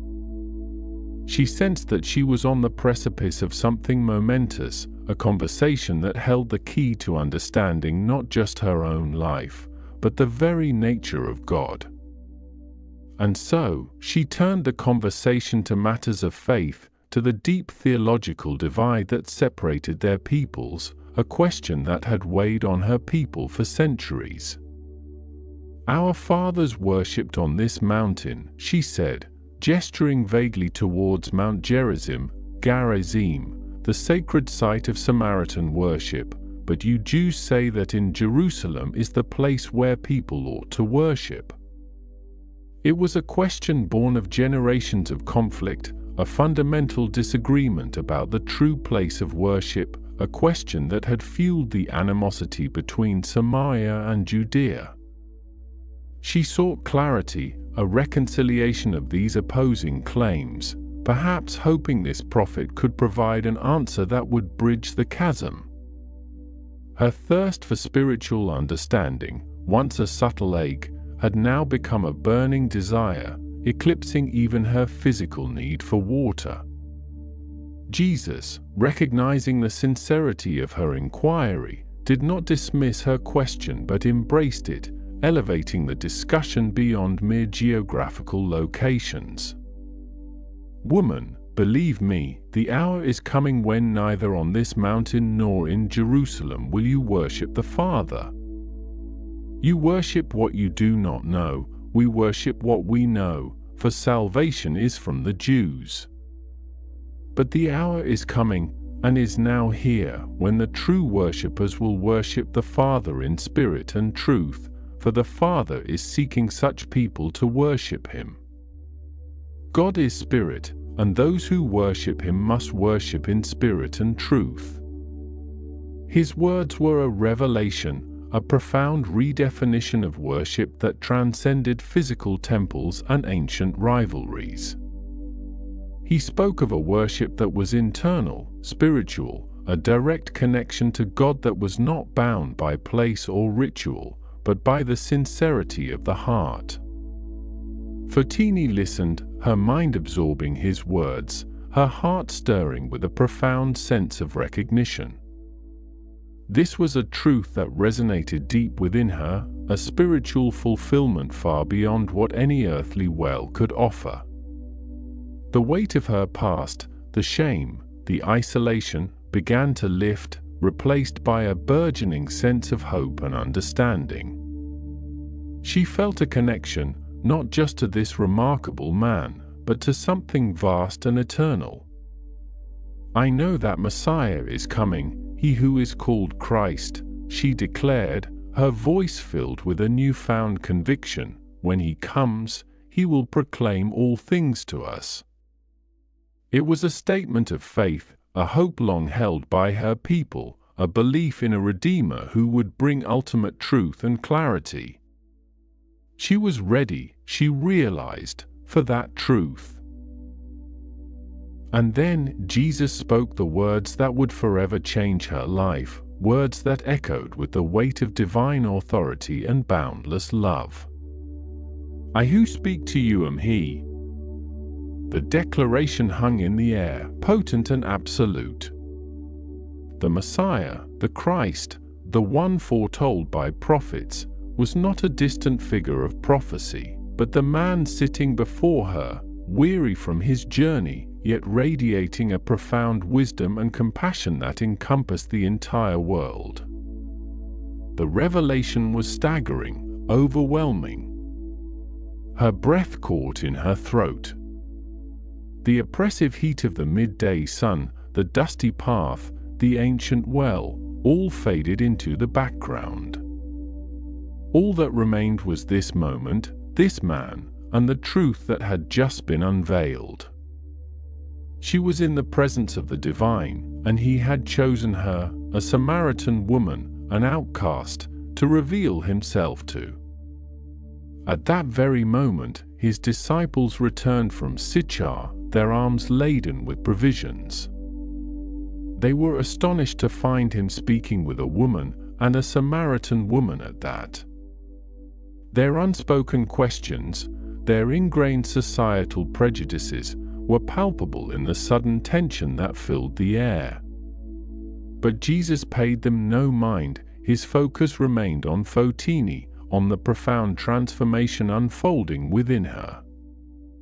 Fotini, however, no longer cared about their judgment, their surprise. The encounter had shattered the walls she had built around herself. Her jar, forgotten, lay by the well. Her thirst, the one that had driven her to the well at midday, was gone, replaced by a spiritual wellspring that bubbled within her. She had found the living water, and it was flowing freely, cleansing years of shame and isolation. Without a word, she left her water jar by the well, a symbol of her old life, her old thirst, and turned, her heart pounding with a mixture of awe and urgent joy. She ran back towards Sychar, not caring about the midday sun, not caring about the stares she might now receive. The shame that had once driven her to solitude had vanished, replaced by an irrepressible desire to share the incredible news. She, the outcast, the woman with 5 husbands, had encountered the Messiah. Her transformation was not just internal, it was visible, radiating from her very being. The town of Sychar, steeped in its history of division, was now on the cusp of a profound transformation, drawn by the irresistible pull of living water and the promise of a new purpose. The stage was set for a conversation that would not only change a town but would ripple through time, a testament to the power of redemption and the breaking down of all divides. The relentless, shimmering heat of the midday sun beat down on the arid Samarian landscape, pressing upon the dusty paths that wound through Sychar and out towards Jacob's well, where the air, though still warm, held a faint, ancient coolness rising from the deep, dark water. Fotini, the woman of Sychar, felt the sun's oppressive weight upon her shoulders, yet an unfamiliar lightness had begun to bloom within her, a sensation that transcended the physical discomfort of the noon hour. She had come to the well, as always, at this solitary time, seeking to avoid the judging eyes and hushed whispers of the townspeople, but today, her solitude had been broken by an encounter that had irrevocably altered the landscape of her soul. Her conversation with the weary traveler, a Jewish man whose eyes held a knowing kindness, had peeled back layers of her guarded existence, revealing truths she had kept hidden even from herself. He had spoken of living water, a spring that would quench all thirst, and then, with a gentle precision that bypassed all her defenses, he had spoken of her life, of the 5 husbands and the man with whom she now lived, not with condemnation, but with an understanding that felt like a balm to her long-aching spirit. It was then, in that moment of profound revelation, that a new kind of thirst had arisen within her, not for physical water, but for the truth that flowed from his lips. Fotini's heart, which had been a tightly coiled spring of defensiveness and resignation for so long, now felt as though it were expanding, allowing in a light she had not known she was missing. She had looked at him, truly looked at him, and the question, born of a deep spiritual curiosity that had always simmered beneath her weary exterior, had spilled out, "Sir, I perceive that you are a prophet." The words had felt inadequate, a mere ripple on the surface of the profound realization that was washing over her, but they were the only words she could find. The man, Jesus, had met her gaze, his expression unwavering, and a sense of profound understanding seemed to pass between them, a silent acknowledgement of the barriers that had long stood between their peoples, between their traditions, between her past and her potential future. He had not dismissed her perception, nor had he shied away from the deeper questions that lay beneath her simple statement. Instead, he had gently guided her, not with the harsh pronouncements of the religious leaders she knew, but with an invitation to a new way of seeing, a new way of believing. He had spoken of worship, not confined to the ancient mountain of Gerizim, sacred to the Samaritans, nor to the distant temple in Jerusalem, revered by the Jews, but a worship offered in spirit and in truth, a worship that transcended physical location and external ritual. Fotini had listened, her mind racing, absorbing each word as if it were the cool, life-giving water he had promised. The weight of generations of religious dispute, of the bitter division between Samaritans and Jews, seemed to dissipate in the gentle warmth of his teaching. He was dismantling the walls she had always known, not with force, but with a quiet, undeniable truth that resonated deep within her. She had always believed in the coming Messiah, the one who would explain all things, a hope whispered among her people through the generations, a hope that had often felt distant and abstract in her own complicated life. Now, standing before this man, whose words held such authority and grace, a daring thought, a spark of audacious hope, began to ignite within her.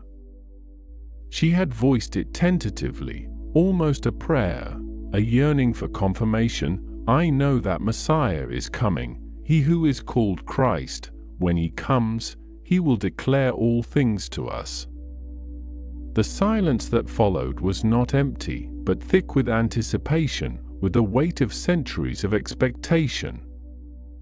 The air shimmered around them, not just with the heat of the sun, but with a palpable sense of destiny. Then, Jesus had spoken, his voice calm, clear, and imbued with an authority that settled every doubt, every question within her. I who speak to you am he. The words hung in the air, a profound declaration echoing across the dusty landscape, settling into the very core of Fotini's being. It was not a boast, not a demand for belief, but a simple, undeniable statement of fact, delivered with a gentle gaze that held no judgment, only an infinite compassion. In that instant, the world tilted on its axis for Fotini. The sun, which had been a relentless oppressor, now seemed to shine with a new, revelatory light. The ancient well, a silent witness to countless generations of human struggle and thirst, now seemed to hum with a sacred energy. All the shame, all the isolation, all the weary resignation that had defined her life began to recede, replaced by an overwhelming sense of wonder and profound understanding. The man before her, the weary Jewish traveler, was the Messiah, the Christ, the one her ancestors had longed for, the one who would bring clarity to all things, and he had chosen her, a Samaritan woman, an outcast, to reveal himself to. The enormity of it threatened to overwhelm her, yet it also filled her with an exhilarating sense of purpose. Just as this profound truth settled within her, a new presence emerged on the dusty path. Jesus' disciples, having returned from their errand in Sychar, approached the well, their expressions a mixture of surprise and unease. They had left their teacher alone, and now they found him engaged in conversation with a Samaritan woman, a breach of social custom that would have been unthinkable for a Jewish rabbi. They wondered at it, their minds filled with unspoken questions about the nature of this interaction, about the wisdom of speaking so openly with one from a people so despised by their own. Yet, none dared to ask, for the quiet authority that emanated from Jesus, even in his weariness, was absolute. Fotini, however, was no longer concerned with social custom or the judgment of others. The revelation had stripped away all her former anxieties, leaving her with a singular, burning desire. The water jar, which had been the very reason for her journey to the well, now seemed utterly insignificant, a forgotten vessel of a former life. She left it there, beside the well, a symbol of her past thirst, her past shame, her past isolation, now abandoned for a living water that quenched all needs. She turned from the well, from Jesus, from the surprised disciples, and began to walk, then almost to run, back towards Sychar. The dusty path, which had always felt like a burden beneath her feet, now seemed to carry her forward with an urgent, exhilarating momentum. Her heart pounded, not with fear or weariness, but with a joyous, irrepressible excitement. She had to tell them, she had to share this incredible, life-altering news. As she entered the narrow, winding streets of Sychar, the midday heat still pressed down, but Fotini felt none of its weight. She saw the familiar faces of the townspeople, the same faces that had often turned away from her, or met her with thinly veiled judgment, but today she saw them with new eyes, eyes filled with a profound understanding and an overwhelming desire to share the truth that had set her free. She did not seek out her current partner, the man with whom she lived, whose existence had been so gently yet profoundly revealed by Jesus. His personal arc was not hers to detail, but his presence in her life had been a catalyst, a piece of her past that Jesus had illuminated, not to condemn, but to reveal his divine knowledge and her own need for redemption. Now, that past, while acknowledged, no longer defined her. Her focus was outward, towards the community that had ostracized her, towards the people who also yearned, perhaps unknowingly, for the living water she had found.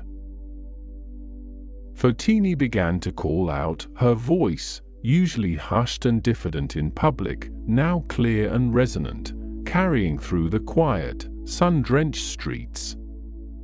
"Come, see a man who told me everything I ever did."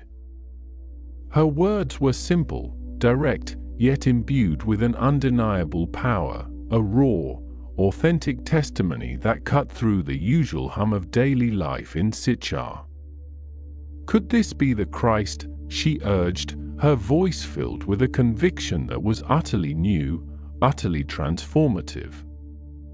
The townspeople, accustomed to her solitary existence, to her avoidance of their gaze, were drawn by the sheer force of her unexpected appearance, by the urgency in her voice, by the radiant, unburdened joy that now shone from her face.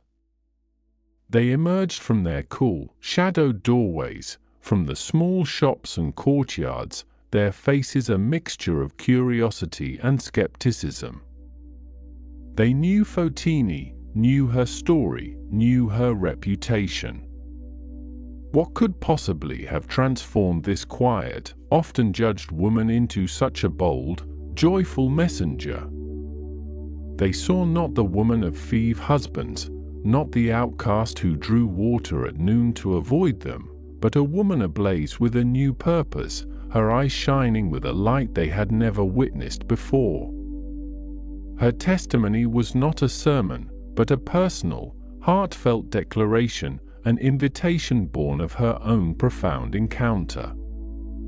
She did not preach, she simply shared her truth, the truth that had been unveiled to her at Jacob's well. The questions in their minds, the whispers of doubt, began to give way to a burgeoning curiosity.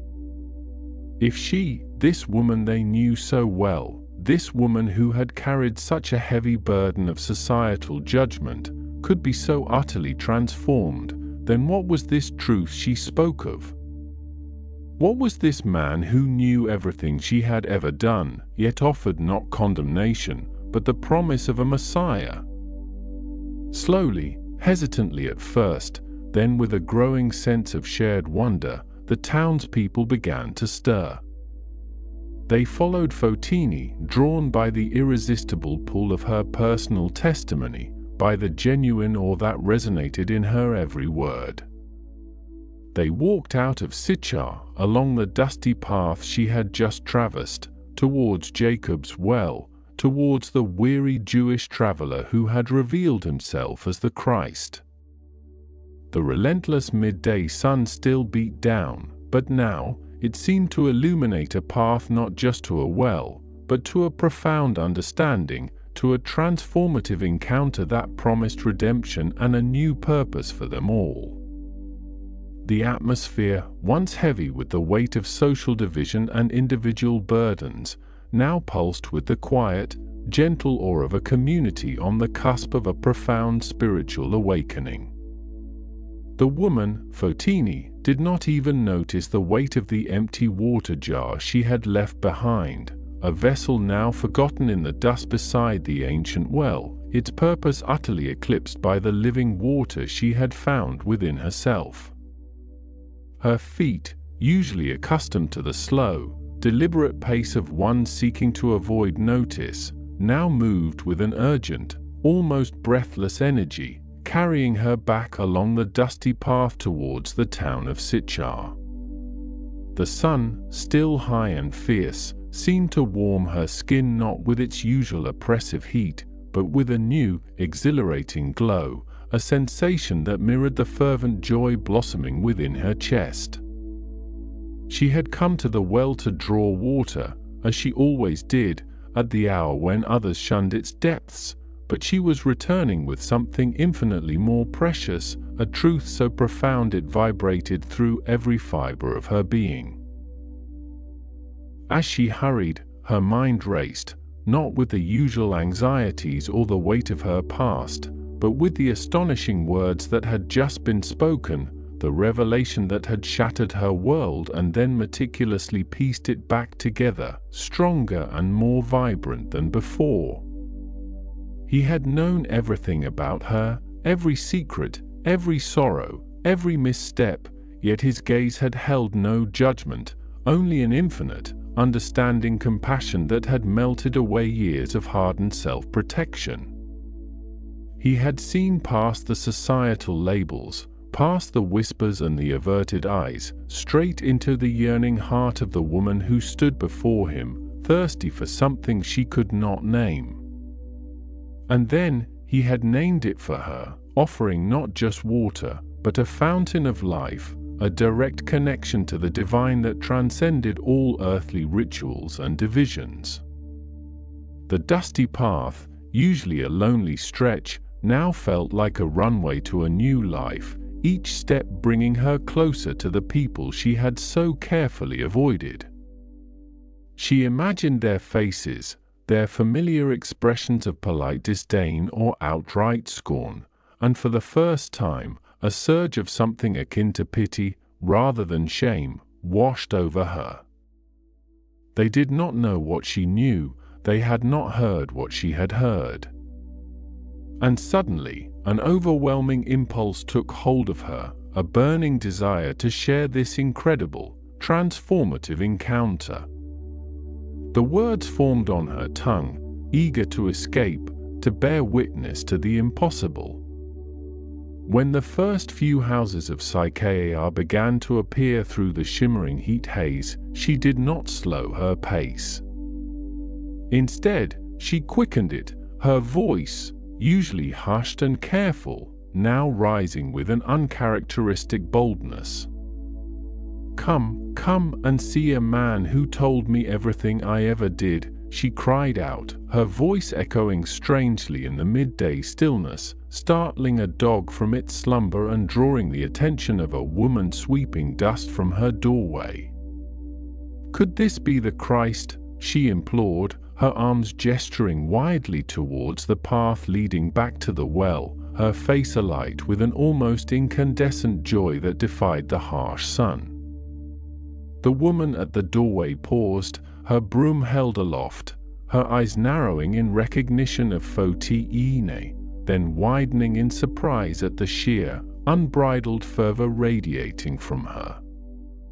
It was unheard of for Fotine to speak so openly, let alone with such conviction, and the sheer audacity of her proclamation, coupled with the unexpected sight of her empty-handed, without her water jar, piqued a deep, dormant curiosity.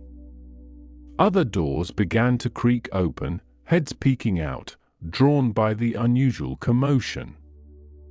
Children, roused from their midday naps, stumbled out into the narrow streets, their eyes wide with wonder at the sight of the woman who usually kept to the shadows, now standing bathed in the harsh sunlight, practically vibrating with an unspoken energy.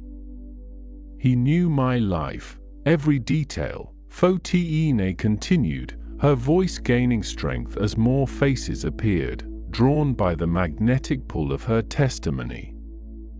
He spoke of worship, not in this mountain or in Jerusalem, but in spirit and in truth. And he said he was the Messiah.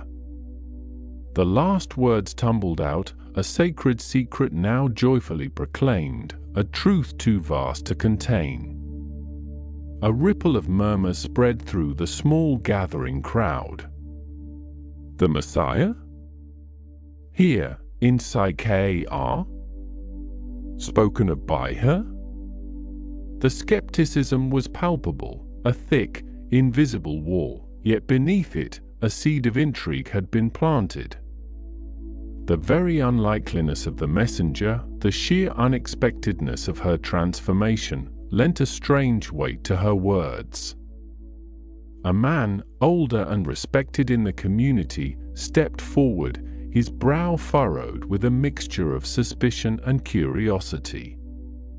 "Fotine, what are you saying? You speak of a Jew? At Jacob's well, at this hour?" His tone was cautious, reflecting the deep-seated animosity between Samaritans and Jews, an ancient wound that festered beneath the surface of everyday life. "Yes, a Jew," she affirmed, her gaze unwavering, her conviction unshaken. "He was weary, resting by the well. He asked me for water, and then he offered me living water, water that quenches thirst forever." She paused, her eyes sweeping over the faces before her, searching for understanding, for a flicker of belief. "He knew about my husbands, all 5 of them, and the man I am with now. He knew it all, and yet he spoke of God's love, of a new way to worship. He is a prophet, I tell you, perhaps even the one we have been waiting for." The mention of her personal life, usually a source of shame and a target for gossip, was now delivered not with embarrassment, but with a strange, liberating honesty. It was as if the encounter at the well had stripped away all pretenses, leaving her bare and vulnerable, yet paradoxically, stronger than ever. This raw honesty, coupled with the sheer force of her conviction, began to chip away at the villagers' ingrained skepticism. They knew her story, or at least the parts they had pieced together from whispers and glances. For her to speak of it so openly, not as a confession of sin but as proof of a divine encounter, was truly astonishing. The sun beat down relentlessly, but no one seemed to notice the heat anymore. The air, usually thick with the drone of insects and the distant bleating of goats, was now filled with the hushed murmurs of the growing crowd, their eyes fixed on Fotine, then glancing towards the path that led to the well. The seed of curiosity, once planted, now began to sprout, watered by Fotine's urgent, joyful testimony. "Come and see for yourselves," she urged again, her voice now softer, more inviting, yet still imbued with an undeniable authority. "He waits there. He speaks of things that touch the soul. Slowly, Tentatively at first, then with increasing momentum, a small group began to stir. The older man who had questioned her, his face still etched with doubt, nevertheless found his feet turning towards the well. A woman, her arm around her child, exchanged a meaningful glance with a neighbor and began to follow. The sheer wonder in Fotini's eyes, the profound change in her demeanor, was a more compelling argument than any logical discourse. They had known her as a woman burdened by her past, isolated by societal judgment. To see her now, radiant and fearless, was to witness a miracle in itself. The procession grew, a winding line of Samaritans, men and women, young and old, making their way out of the town and onto the dusty path towards Jacob's well. The midday sun, which had once driven them indoors, now seemed to draw them out, illuminating their path to an unknown encounter. They walked with a mixture of trepidation and hope, their minds buzzing with Fotini's incredible claims. Could it be true? Could the Messiah, the one promised to their ancestors, truly be sitting by their ancient well, speaking to a Samaritan woman, a woman like Fotini? The very thought was revolutionary, challenging centuries of deeply ingrained beliefs and prejudices. Meanwhile, back at the well, Jesus remained, his disciples having returned from their errand to buy food in Sychar. They had found him there, sitting by the well, engaged in what appeared to be a deep, earnest conversation with a woman who was now nowhere to be seen. They had been surprised, for Jewish men did not typically engage in public discourse with Samaritan women, let alone. But they had held their tongues, accustomed to their master's unconventional ways. As they offered him the food they had purchased, he had spoken of food they knew nothing of doing the will of his Father, of harvesting a field that was already ripe. His words had been enigmatic, yet filled with a quiet power that hinted at a deeper significance. He watched now, his gaze fixed on the dusty path leading from Sychar, a gentle smile playing on his lips. He saw them coming, a multitude of faces, each one a soul seeking, perhaps unknowingly, the living water he offered. He saw the woman, Fotini, leading them, her earlier shame replaced by a vibrant, courageous evangelism. He had known this moment would come, had orchestrated it with divine precision, choosing the most unlikely of messengers to ignite a spiritual awakening in a place long steeped in division and misunderstanding. The heat of the day, once a symbol of the harsh realities of their lives, now seemed to shimmer with the promise of a glorious revelation. The first of the villagers reached the well, their steps slowing as they approached the solitary figure of Jesus.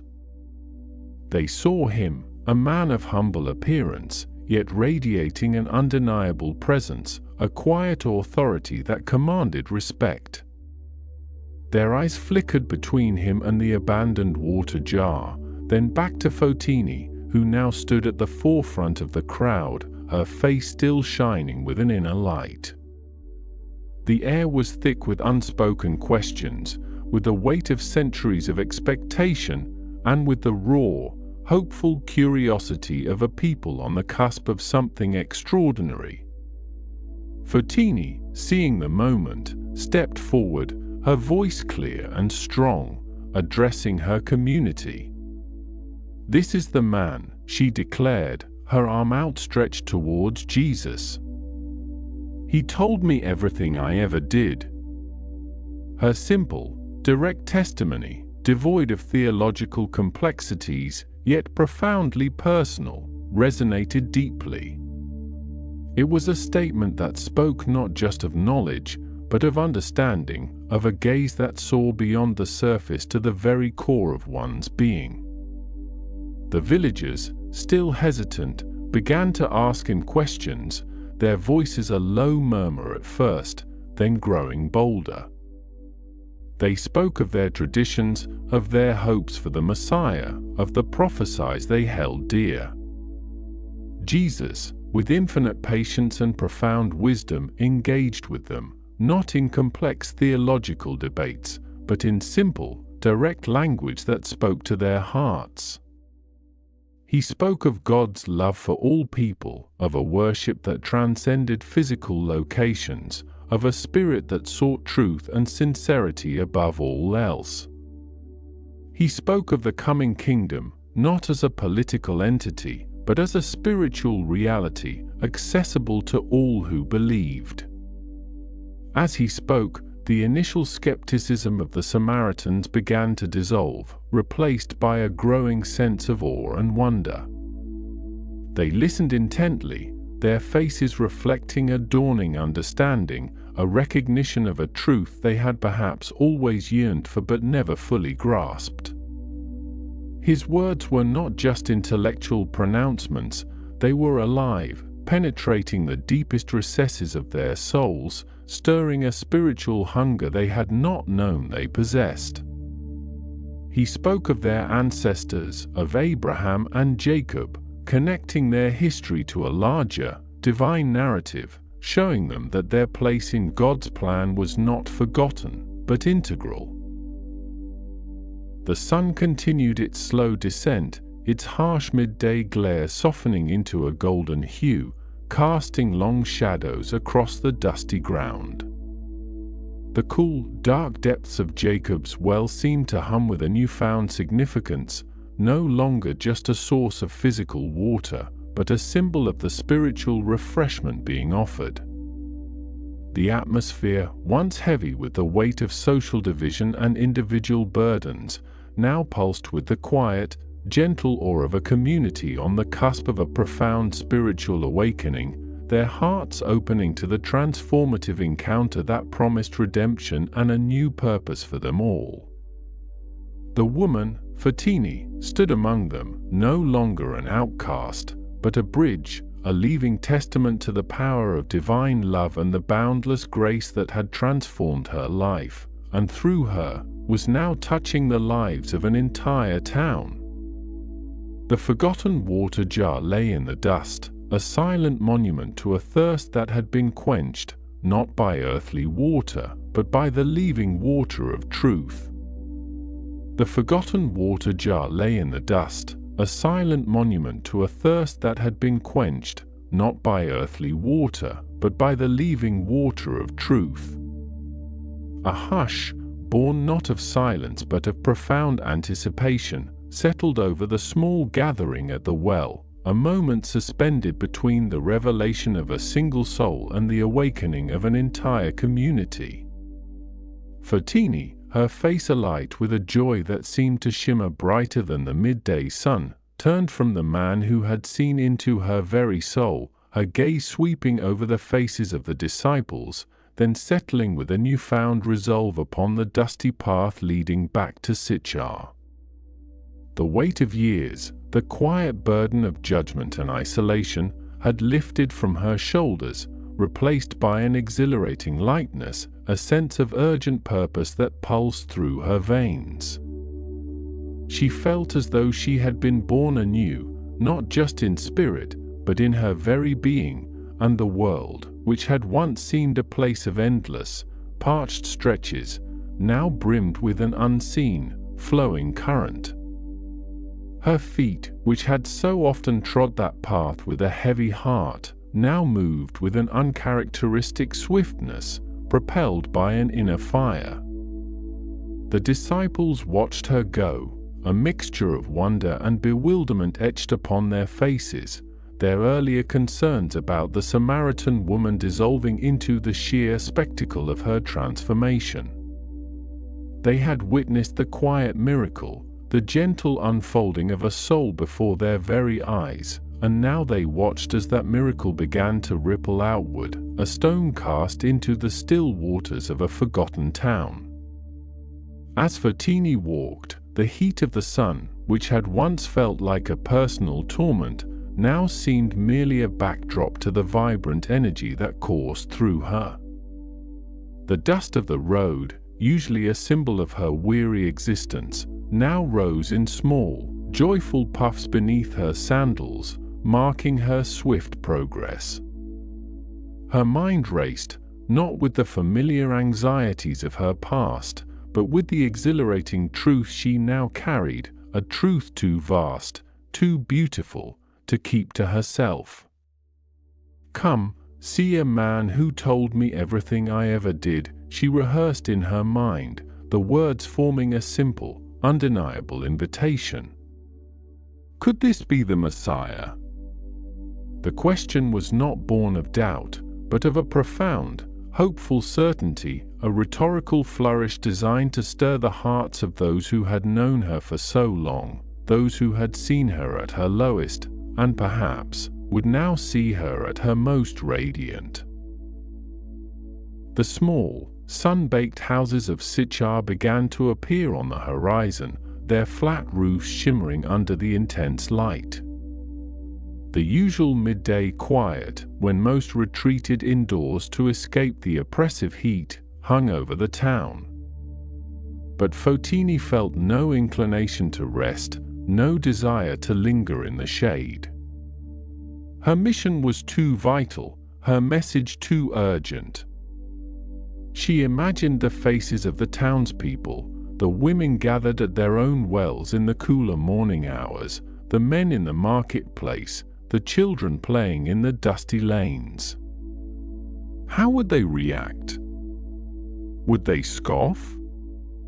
Would they dismiss her, as they had so often dismissed her past? A flicker of the old fear, the familiar sting of judgment, threatened to surface, but it was quickly extinguished by the overwhelming warmth of the living water within her. This was different. This was not about her past, but about a future for them all. She entered the town, her vibrant presence a stark contrast to the sleepy afternoon. Her voice, usually soft and hesitant in public, now rang out with a clear, unwavering conviction, cutting through the stillness. "Come, see a man who told me everything I ever did," she called, her voice echoing between the narrow buildings.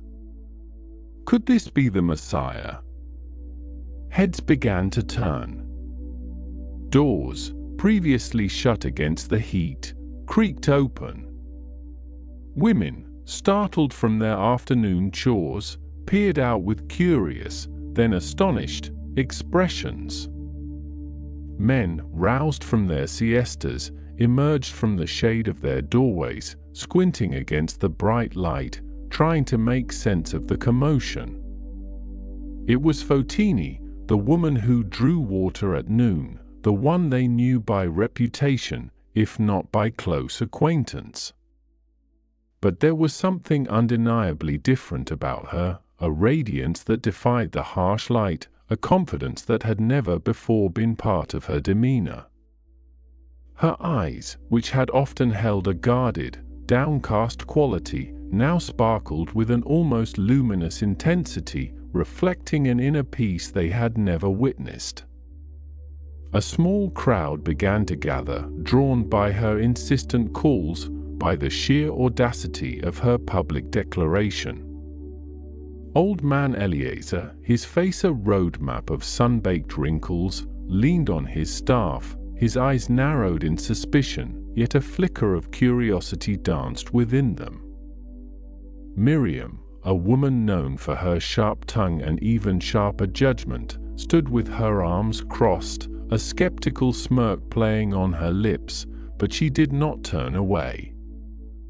Young Tamar, wide-eyed and impressionable, clutched her mother's hand, captivated by the woman's fervent speech. "He knew everything about me," Fotini continued, her voice gaining strength as more people emerged, forming a semicircle around her in the dusty square. "He told me about my 5 husbands, and the man I am with now." She spoke these words not with shame, but with a profound sense of liberation, as if shedding the last vestiges of her past burdens in the open air. The gasps and murmurs that rippled through the crowd were audible, a mixture of shock and disbelief. This was indeed the woman they knew, but she was speaking of her life with an openness, an unburdened honesty that was utterly new. And yet, she declared, her gaze sweeping across their faces, "He did not condemn me." He spoke of living water, of a worship that is in spirit and in truth. He spoke of God, and of a time when all will worship Him, not on this mountain or in Jerusalem, but everywhere, in their hearts. Her words, though perhaps not fully understood in their theological depth, carried the undeniable weight of personal experience, a truth that resonated with the spiritual yearning buried deep within many Samaritan hearts. They were a people who, despite their historical grievances and distinct traditions, yearned for a genuine connection with the divine, a connection that often felt obscured by ritual and division. The question, could this be the Messiah, hung in the air, a potent seed planted in the fertile ground of their collective curiosity. The Messiah, the Anointed One, was a figure of immense hope and expectation for both Jews and Samaritans, though their understanding of his role and identity differed. For Fotini to suggest that this man, a Jew, could be their Messiah was a radical proposition, yet her conviction was so absolute, her transformation so evident, that it compelled them to consider the impossible. Slowly, tentatively, the townspeople began to move. First, a few men, then some women, then others, their initial skepticism giving way to an irresistible urge to see for themselves. "Where is he?" someone called out, their voice a mixture of doubt and eagerness. "At Jacob's well," Fotini exclaimed, her arm sweeping in a wide gesture towards the path she had just traversed. "Come and see." The procession began, a growing stream of humanity flowing out of Sychar, following Fotini, the unlikely herald, towards the ancient well. The midday sun still beat down mercilessly, but the heat seemed less oppressive now, overshadowed by the collective excitement, the shared sense of impending discovery. Children, usually kept indoors during these hours, ran ahead, their laughter echoing in the unaccustomed bustle. The elderly, leaning on younger arms, moved with a surprising alacrity, their faces alight with a mixture of hope and trepidation. As they neared the well, the small group of disciples, still resting in the shade, looked up, their expression shifting from quiet contemplation to outright astonishment. A whole town, it seemed, was approaching, led by the very woman they had just seen depart. The dusty path, usually deserted at this hour, was now alive with movement, a river of people flowing towards them. Jesus, who had been speaking quietly with his disciples, turned his gaze towards the approaching crowd. A gentle smile touched his lips, a knowing warmth in his eyes. He had known this would happen, had seen it unfold in the quiet depths of his own understanding. The seeds of truth, once sown, would inevitably blossom and bear fruit. The townspeople arrived at the well, a wave of humanity washing over the small, sacred space. They stopped a respectful distance from Jesus, their eyes wide with a mixture of reverence and apprehension. They saw a man, simply dressed, sitting by the well, his presence radiating an undeniable authority, a profound peace that seemed to calm the very air around him.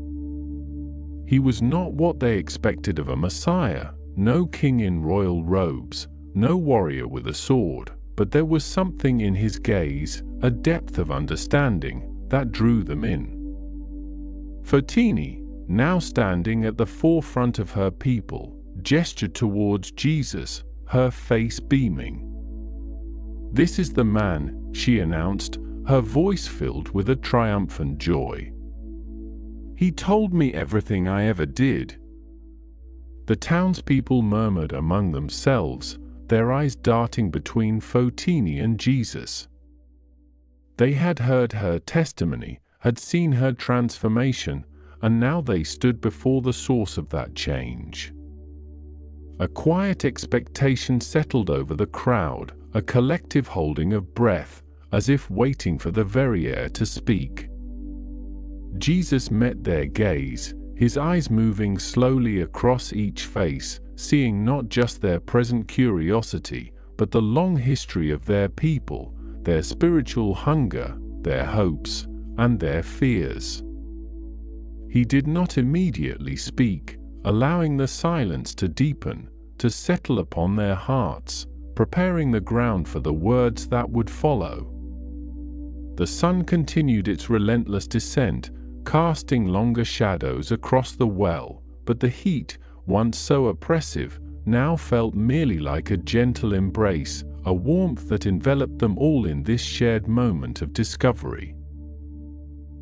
Then he began to speak, his voice calm and clear, carrying effortlessly across the assembled multitude.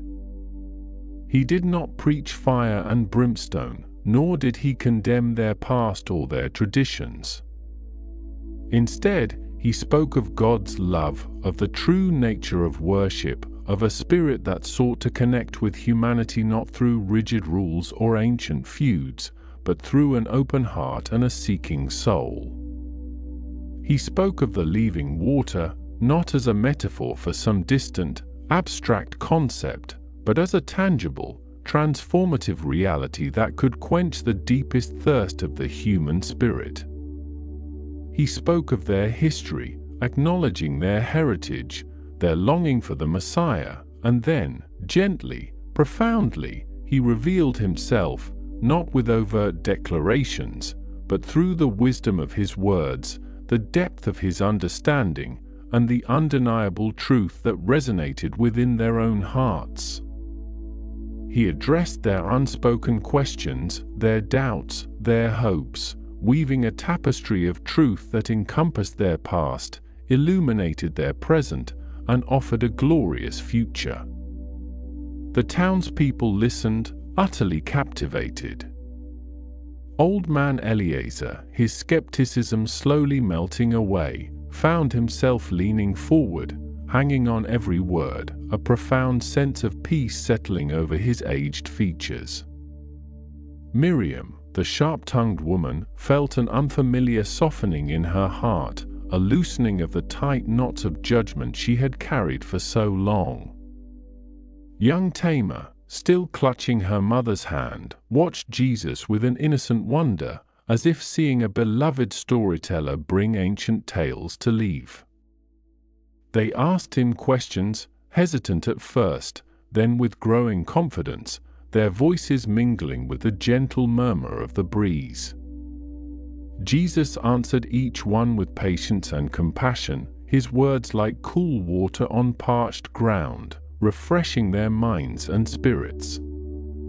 He spoke of reconciliation, not just between God and humanity, but between people, between communities, hinting at a future where the ancient divisions between Samaritan and Jew would fade in the light of a universal love.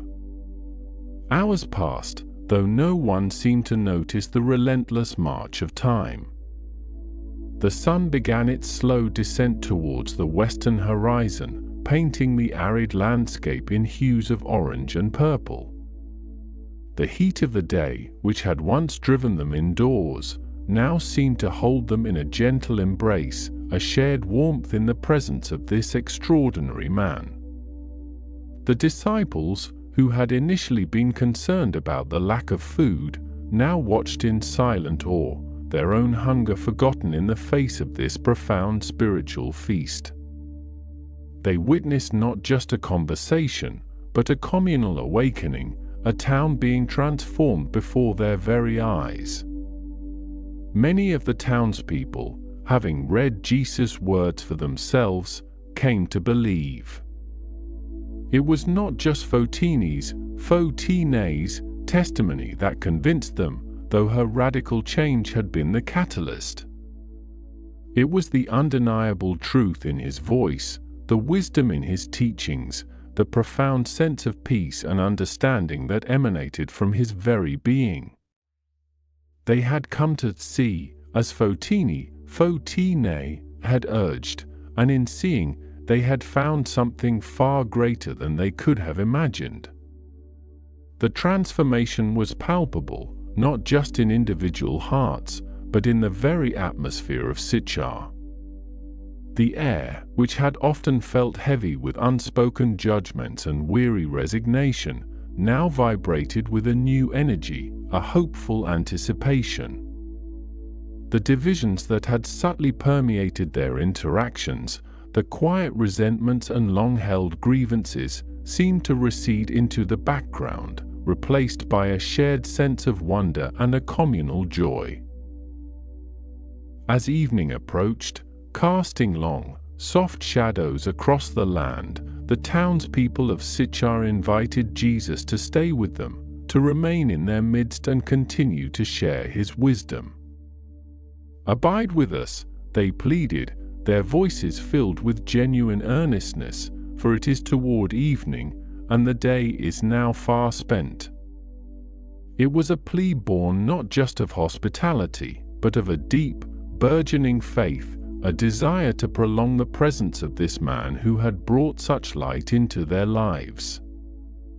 Jesus, seeing the sincerity in their eyes, the genuine hunger in their hearts, agreed to stay. He would spend 2 more days in Sichar, teaching, conversing, and deepening the faith that had been so miraculously sparked. The well, which had for centuries been a place of physical thirst and historical significance, now stood as a silent witness to a spiritual outpouring, a living testament to the transformative power of divine encounter. The woman, Fotine, stood among her people, no longer an outcast, but a beloved member of a community reborn, a bridge between the divine and the human, her life a radiant beacon of redemption and hope, illuminating the path for all who sought the living water. The well, which had for centuries been a place of physical thirst and historical significance, now stood as a silent witness to a spiritual outpouring, a living testament to the transformative power of divine encounter.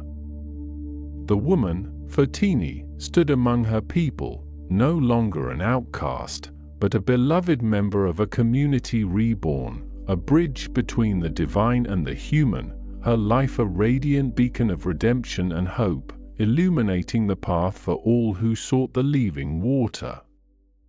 The sun, which had been a relentless, fiery orb at midday, now began its slow, majestic descent, painting the western sky in hues of fiery orange and soft rose, casting long, benevolent shadows across the dusty path leading back to Sichar.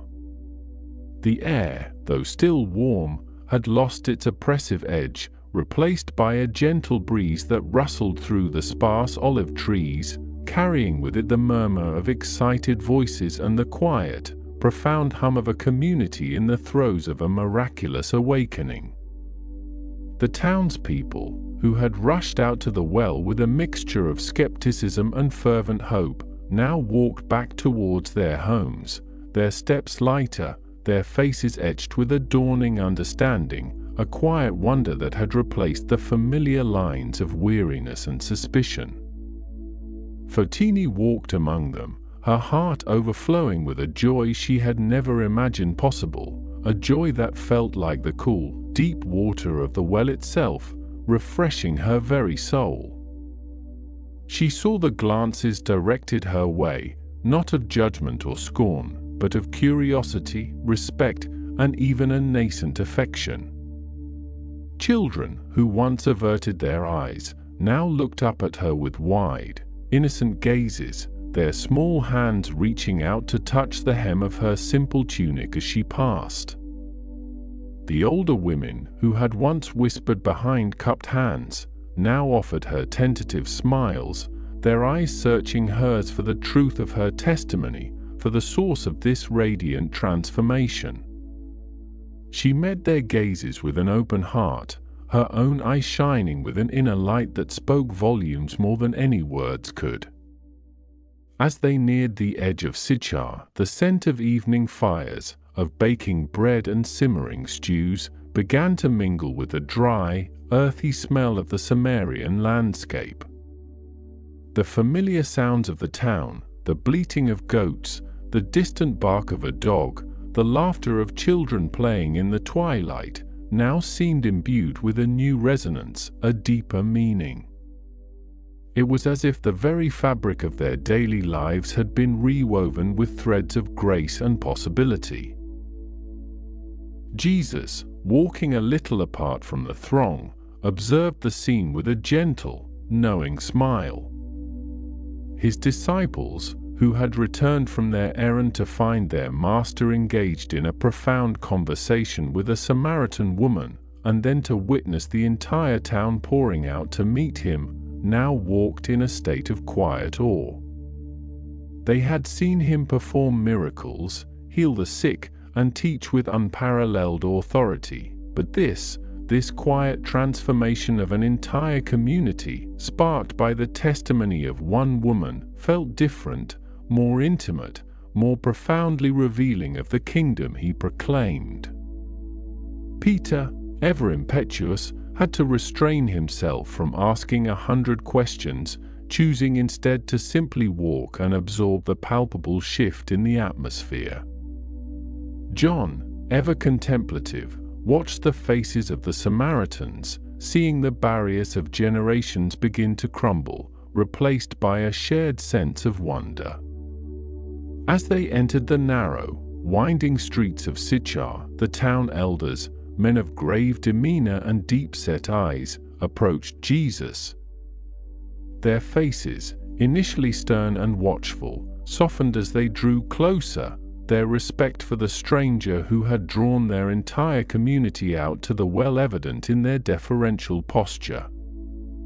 One of them, a man named Eliezer, whose beard was streaked with silver and whose eyes held the wisdom of many years, stepped forward. "Rabbi," he began, his voice a low rumble, "we have heard the words of this woman, Fotini, and her testimony has stirred our hearts. We have never known such words, such hope. We ask you, please, to stay with us, to teach us more of this living water you speak of, to share your wisdom with our people." Jesus met Eliezer's gaze, a profound understanding passing between them. He saw not just a request, but a genuine hunger, a spiritual thirst that mirrored the physical thirst of the desert land. "It is my purpose to share this truth," Jesus replied, his voice calm and resonant, carrying effortlessly through the gathering crowd. "I will gladly stay." And so, it was settled. The town of Sychar, which had for so long been a place of quiet routine and ingrained prejudice, now opened its homes and its hearts to the Jewish teacher and his disciples. The next 2 days unfolded like a dream, a period of grace that settled over Sychar like a gentle, life-giving rain after a long drought. From the earliest hours of the morning, even before the first rays of the sun had fully dispelled the cool night air, the people of Sychar gathered. They came to the central square, to the shade of the ancient sycamore trees, and to the courtyards of homes that had been offered for the purpose. They came not out of obligation, but out of an insatiable desire to hear more, to understand the depths of the truth that had been revealed at Jacob's well.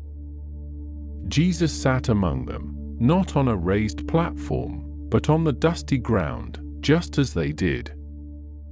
He spoke of the kingdom of God not in abstract terms, but in parables that resonated with their daily lives, to of seed sown in different soils, of lost sheep found, of generous masters and faithful servants.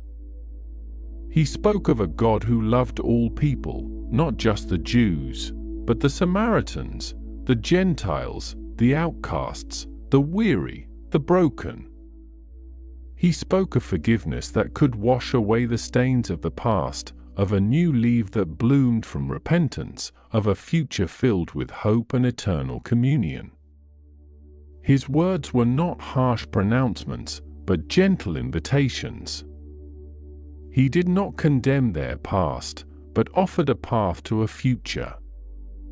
He did not dwell on their differences with the Jews, but emphasized their shared humanity and their common need for redemption. He spoke of true worship, not confined to a mountain or a temple, but in spirit and in truth, a worship that flowed from the heart. The very air around him seemed to hum with a quiet authority, a profound peace that settled into the hearts of all who listened. Fotini was always there, a quiet, attentive presence. She sat among the women, but no longer at the fringes. Her eyes, once downcast, now shone with an unwavering light, reflecting the truth she had found. She listened to every word, absorbing it not just with her mind, but with every fiber of her being.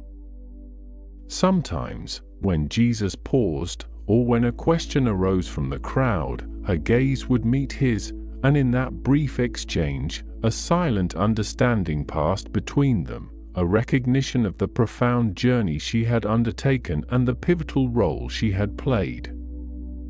She found herself speaking often, not in grand pronouncements, but in quiet conversations with her neighbors, with the women who now sought her out, with the men who had once shunned her. "He knows everything I have ever done," she would say, her voice soft but firm, "and yet he offered me living water. He sees beyond our mistakes, beyond our past, to the truth of who we are meant to be." She shared her own story, not with shame, but with a newfound humility and gratitude, a testament to the transformative power of the encounter at the well. Her personal testimony, once a whispered secret, now became a powerful echo of Jesus' teachings, a living proof of his words. The townspeople, in turn, shared their own stories. They spoke of the burdens they carried, the quiet despair that had settled in their hearts, the yearning for something more that they could not name. And as they listened to Jesus, and as they heard Fotini's unwavering witness, a seed of belief began to sprout within them. It was not a sudden, blinding revelation for everyone, but a gradual unfolding, like the slow opening of a desert flower after a rare rain.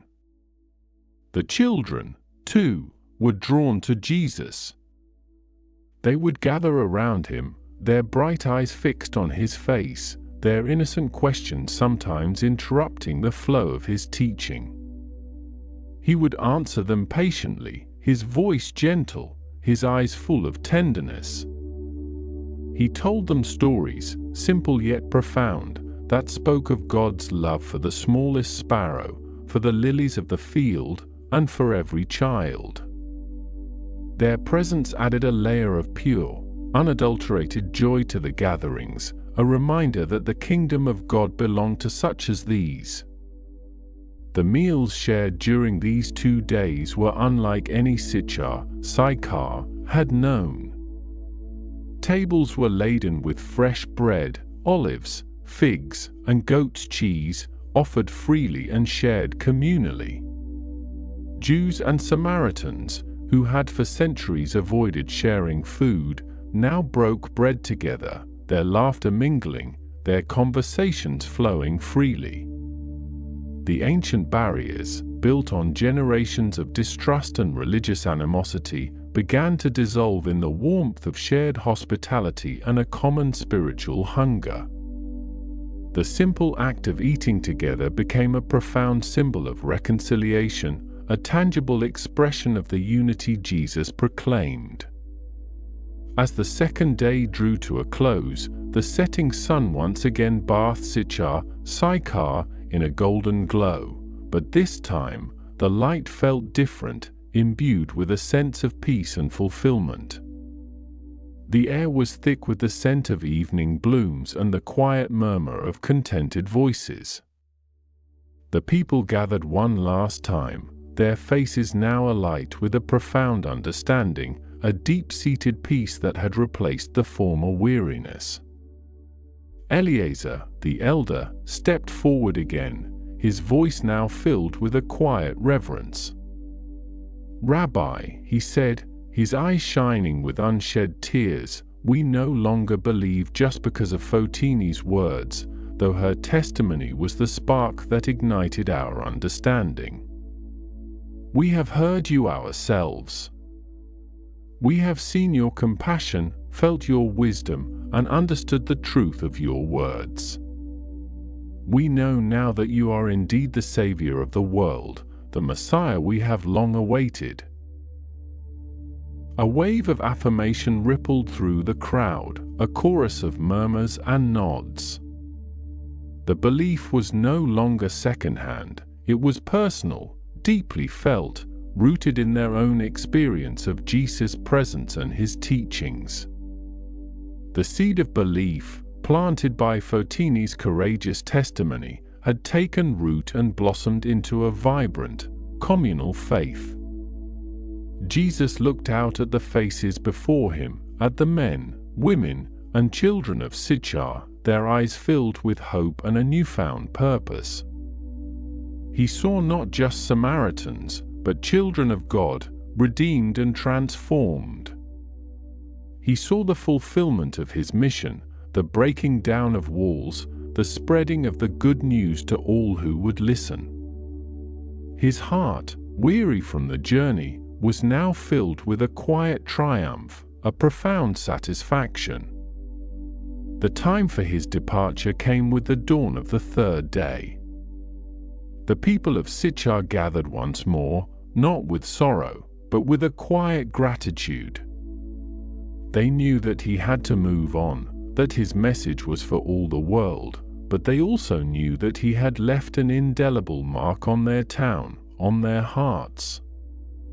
Fotini stood among them, her head held high, her gaze steady. She was no longer the woman who came to the well at noon to avoid the stares of others. She was a woman transformed, a messenger of hope, a beloved member of her community. She had found not just water for her thirst, but a purpose for her life, a profound connection to the divine that transcended all earthly limitations.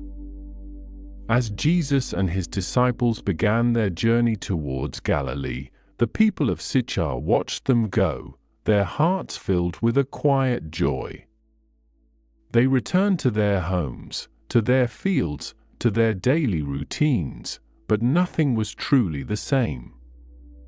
The well still stood, a source of cool, physical water, but now it was also a sacred site, a reminder of the living water that had flowed into their lives. The dusty parts of Sychar now felt like pathways to a new future, paved with hope and illuminated by the light of a profound truth. The memory of those 2 days of grace, of the gentle teacher who had sat among them, of the woman who had dared to speak her truth, and of the living water that had quenched their deepest thirst, would forever remain etched in the heart of Sychar.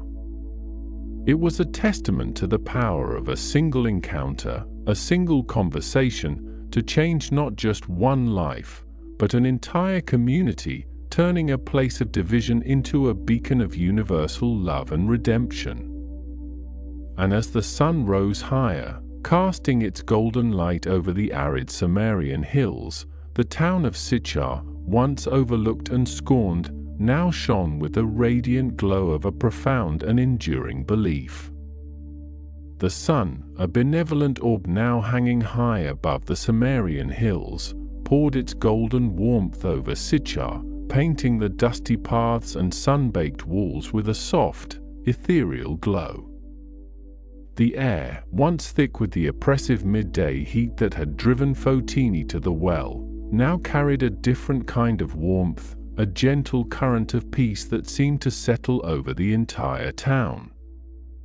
The initial flurry of excitement, the urgent whispers and hurried footsteps that had drawn the townspeople to Jacob's well, had long since subsided, replaced by a quiet reverence that hummed beneath the surface of everyday life. Fotini, her heart still a vessel overflowing with a joy she had never imagined possible, found herself moving through her days with a lightness that defied the heavy stones of her past. The stares that had once followed her, laden with judgment and veiled contempt, had softened, transforming into glances of curiosity, then respect, and finally, a shared understanding. The women who had once turned their backs, clutching their water jars closer as she approached, now offered small, tentative smiles, their eyes reflecting a nascent wonder. She no longer sought the solitude of the midday sun, for the shadows of her shame had been utterly dispelled by the radiant truth she had found. Instead, she drew water at any hour, her presence at the well no longer a mark of her isolation, but a quiet testament to her transformation. Her home, once a place she entered with a sigh of weary resignation, now felt different, imbued with a sense of sanctuary. The man she lived with, initially bewildered by her sudden, profound shift, had watched her with a mixture of apprehension and dawning hope. He had seen the light in her eyes, heard the conviction in her voice as she spoke of the encounter, and though he had not yet fully grasped the depths of her revelation, he felt the undeniable change in her spirit. The sharp edges of their unspoken resentments had begun to soften, replaced by a fragile, new tenderness. He had listened, truly listened, when she spoke of the leaving water, of a love that saw beyond human failings, and a seed of curiosity had begun to sprout in his own guarded heart. The town elders, men whose faces were etched with the wisdom of generations and the weight of tradition, had initially approached the phenomenon with a cautious skepticism. They had known Fotini, of course, a familiar figure of whispered gossip and societal unease. Yet, the sheer force of her conviction, the undeniable change in her demeanor, had compelled them to listen. They had read her testimony, not just once, but many times, each retelling imbued with the same unwavering certainty. And then they had read Jesus themselves. His words, flowing like the cool, clear water of Jacob's well, had bypassed their ingrained prejudices, their historical grievances, and spoken directly to the deepest yearnings of their souls. For 2 days, Jesus had remained in Sychar, his presence a quiet, transformative force. He had not sought grand pronouncements or public spectacles. Instead, he had sat with them, walked among them, and spoken to them, not as a distant prophet, but as a compassionate friend. He had explained the ancient prophecies, not with the dry formality of a scribe, but with an illuminating clarity that made their hearts burn within them.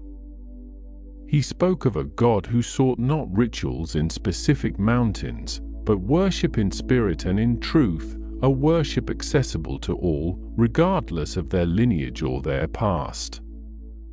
He spoke of a kingdom not of earthly power, but of divine love, a kingdom that had already begun to unfold within their very midst. The town square, usually a bustling hub of commerce and casual conversation, became a place of quiet assembly.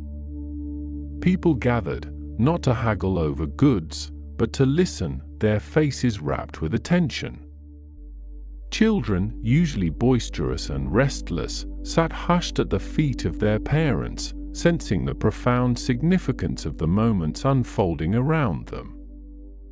The air, though still warm with the Samaritan sun, felt charged with an invisible energy, a palpable sense of discovery and awakening. As Jesus spoke, the ancient narratives of their people, the stories of Abraham and Jacob, of Moses and the prophets, suddenly took on a new, vibrant meaning. He wove together the threads of their history with the promise of a future, revealing a tapestry of divine purpose that included even them, the Samaritans, long considered outsiders by their Jewish neighbors.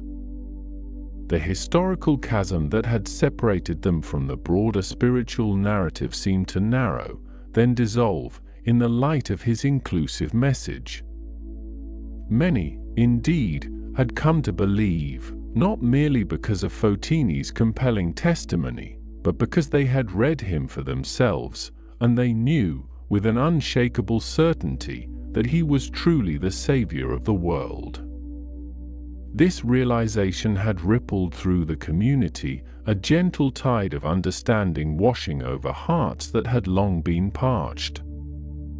It was a belief born not of blind faith, but of personal encounter, of words that resonated with an undeniable truth, echoing deep within their very being. The transformation was not a sudden, dramatic upheaval, but a gradual, organic blossoming. The harshness that had often characterized their interactions, born of suspicion and the weariness of a difficult life, began to soften. Neighbors who had held grudges for years found themselves exchanging unexpected words of kindness. The children, who had once been taught to view outsiders with caution, now played together with an unburdened joy, their laughter echoing through the narrow streets. Fotini, once an outcast, now found herself at the heart of this unfolding spiritual renewal. Her voice, once hushed by shame, now carried the weight of experience and the clarity of conviction. She shared her story freely, openly, not as a confession of past wrongs, but as a celebration of profound redemption. She spoke of the well, the heat, the stranger, the words that had pierced her heart, and the living water that had cleansed her soul. Her testimony became a living parable, a testament to the boundless grace that could reach anyone, anywhere, at any time. The well itself, Jacob's well, remained a physical landmark, but its significance had deepened immeasurably. It was no longer merely a source of cool water in a parched land. It had become a symbol of a deeper thirst quenched, a place where the divine and the human had intersected in a moment of profound revelation. The dusty path leading to it, worn smooth by countless footsteps, now felt sacred, a pilgrimage route for those who sought not just physical refreshment, but spiritual sustenance. As the 2 days drew to a close, and Jesus prepared to depart, a quiet sadness settled over Sychar, tinged with a profound gratitude. They had found something precious, something enduring, and though his physical presence would leave them, his words, his spirit, would remain. The townspeople gathered to bid him farewell, their faces alight with a newfound hope. There were no grand speeches, no elaborate ceremonies, just a multitude of eyes reflecting a deep, heartfelt appreciation. Fotini stood among them, her gaze fixed on Jesus, a silent promise in her heart to carry the torch of his message. She had been a vessel of living water, and now she would be a conduit, sharing the boundless spring she had found. The weight of her past had been lifted, replaced by a purpose that felt as vast and as limitless as the Samaritan sky. She was no longer merely a woman from Sychar, she was a testament, a leaving echo of the transformative power of divine love. The sun began its slow descent, casting long, purple shadows across the hills. The air grew cooler, carrying the faint scent of wild herbs and distant cooking fires. The sounds of the town softened, the distant bleating of a goat, the gentle murmur of voices, the rustle of dry leaves in a passing breeze. Sychar, once a place of division and hidden shame, now rested under the vast, darkening sky, a beacon of quiet peace. The echo of leaving water, the memory of a conversation that had changed everything, resonated not just in the hearts of its people, but in the very stones of the town, a gentle, enduring hum that promised a future bathed in the light of redemption. And as the first stars began to prick the velvet canvas of the night, a profound stillness settled over the land, a quiet invitation to rest, to reflect, and to dream of a world forever transformed by grace. The first stars, like scattered diamonds, began to pierce the deepening twilight, casting a soft, ethereal glow upon the ancient stones of Sychar, and within the small, bustling home of Fotini, a different kind of light, warm and steady, now burned brightly, illuminating faces etched with wonder and relief.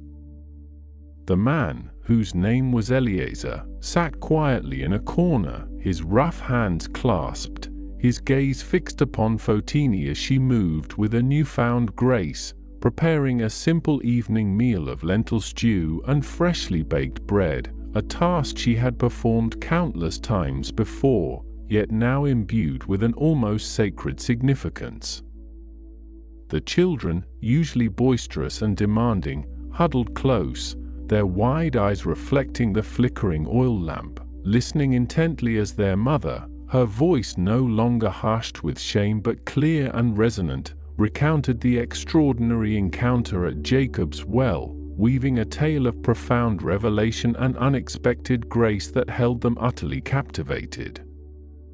Her words, soft and melodic, painted vivid pictures of the midday sun beating down upon the dusty path, the cool, dark depths of the ancient well, and the stranger, a man unlike any she had ever known, whose eyes held an astonishing depth of understanding, a wisdom that seemed to penetrate the very core of her being without judgment or condemnation.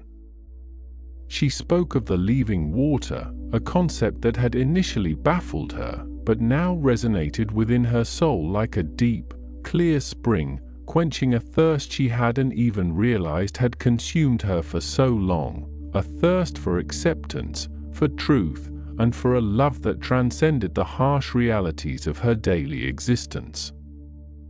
Eliezer, who had known the quiet despair that often shadowed Fotini's days, felt a stirring within his own heart, a fragile hope blossoming in the fertile ground of her transformation, as if the very air in their humble dwelling had been cleansed and renewed by the gentle breeze of her testimony. Meanwhile, just beyond the town's low walls, where the dusty road snaked towards the distant hills, Jesus and his disciples had found a quiet spot beneath a gnarled olive tree, its ancient branches offering a sparse but welcome shade from the lingering warmth of the day. The disciples, their initial irritation at the Samaritans now completely overshadowed by the astonishing events of the afternoon, sat in a contemplative silence, their minds still reeling from the sight of an entire town, men, women, and children, streaming out to meet their master, their faces alight with an eager curiosity and a nascent faith. Peter, ever the most impetuous, finally broke the quiet, his voice a low rumble. "Master, how did you know? How did you know they would come, and how did you know the heart of that woman, to speak such words to her?" His brow furrowed in genuine perplexity, for he had witnessed the transformation firsthand, the way Fotini's initial defensiveness had melted into an open, joyous acceptance, a change so profound it seemed almost miraculous.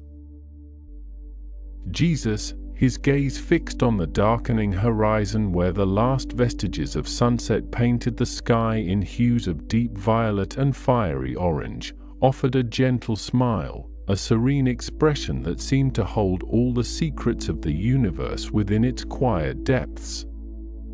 "Do you not say, 'There are yet for months, then comes the harvest'? Look, I tell you, lift up your eyes and see that the fields are white for harvest." His voice was soft, yet imbued with an undeniable authority, a resonance that seemed to echo through the very air, carrying a deeper meaning than the simple words conveyed. Already the one who reaps is receiving wages and gathering fruit for eternal life, so that sower and reaper may rejoice together. For here the saying holds true, one sows and another reaps. I sent you to reap that for which you did not labor. Others have labored, and you have entered into their labor. He spoke not just of the physical harvest, but of a spiritual awakening, a readiness in the hearts of the Samaritans that had been cultivated over generations, a yearning for truth that had finally found its fulfillment in that extraordinary encounter at the well. John, the youngest of the 12, his heart still stirred by the raw emotion he had witnessed in the faces of the townspeople, felt a profound shift within his own understanding, a widening of his perspective that transcended the narrow confines of their Jewish traditions. He had always been taught to shun Samaritans, to view them as unclean, as outsiders, yet he had seen their genuine hunger for the words of Jesus, a hunger that mirrored his own, and he realized, with a jolt of insight, that God's grace was not confined by ethnic boundaries or ancient feuds.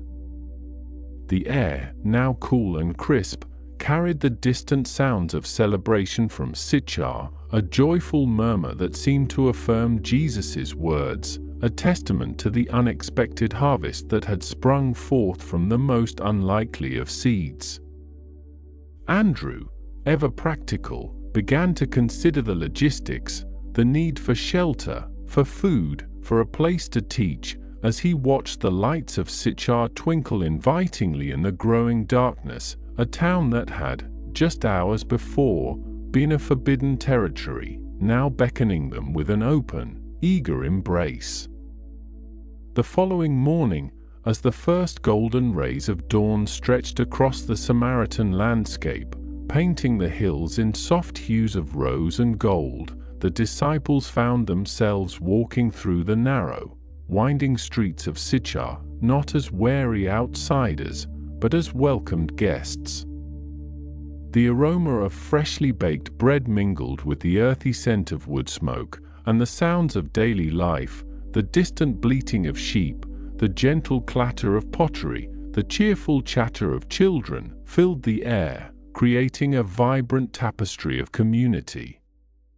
For Teeny, her face radiant with an inner peace that had replaced the shadows of her past, led them to a large, open courtyard, shaded by a venerable fig tree, where many of the townspeople had already gathered, their faces alight with anticipation, eager to hear more from the man who had spoken such life-giving words to their sister. Eliezer, standing quietly by Fotini's side, offered a respectful nod to Jesus, a silent acknowledgement of the profound change that had swept through their home and their lives, a quiet gratitude that spoke volumes without a single uttered word.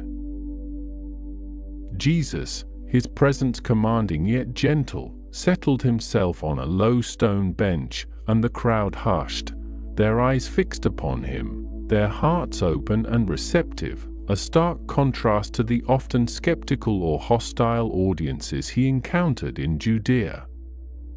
He began to speak, not with elaborate parables or complex theological arguments, but with simple, profound truths that resonated deeply within their Samaritan souls, truths about the nature of God, about love, forgiveness, and the promise of eternal life, words that flowed like the living water he had spoken of at the well, refreshing and sustaining. He spoke of a God who sought true worshippers, those who would worship in spirit and in truth, transcending the ancient disputes over where one should worship, whether on Mount Gerizim or in Jerusalem, emphasizing instead the posture of the heart, the sincerity of one's devotion.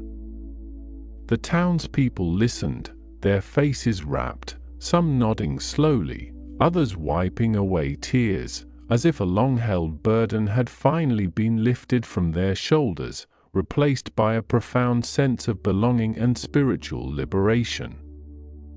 For 2 full days, Jesus remained in Sychar, teaching and conversing, not just with the large crowds, but also with individuals, listening patiently to their questions, their doubts, their hopes, offering words of comfort and wisdom that seemed to penetrate the deepest recesses of their hearts. The disciples, observing their master's tireless dedication, his boundless compassion for these people they had once been taught to despise, felt their own prejudices slowly dissolve, replaced by a growing admiration and a deeper understanding of the expansive nature of God's love. They watched as the town, once a place of quiet suspicion and guarded interactions, transformed into a vibrant hub of spiritual awakening, a community united by a shared revelation, their voices now filled with a joyful affirmation, "We no longer believe just because of what you said. Now we have heard for ourselves, and we know that this man truly is the Savior of the world."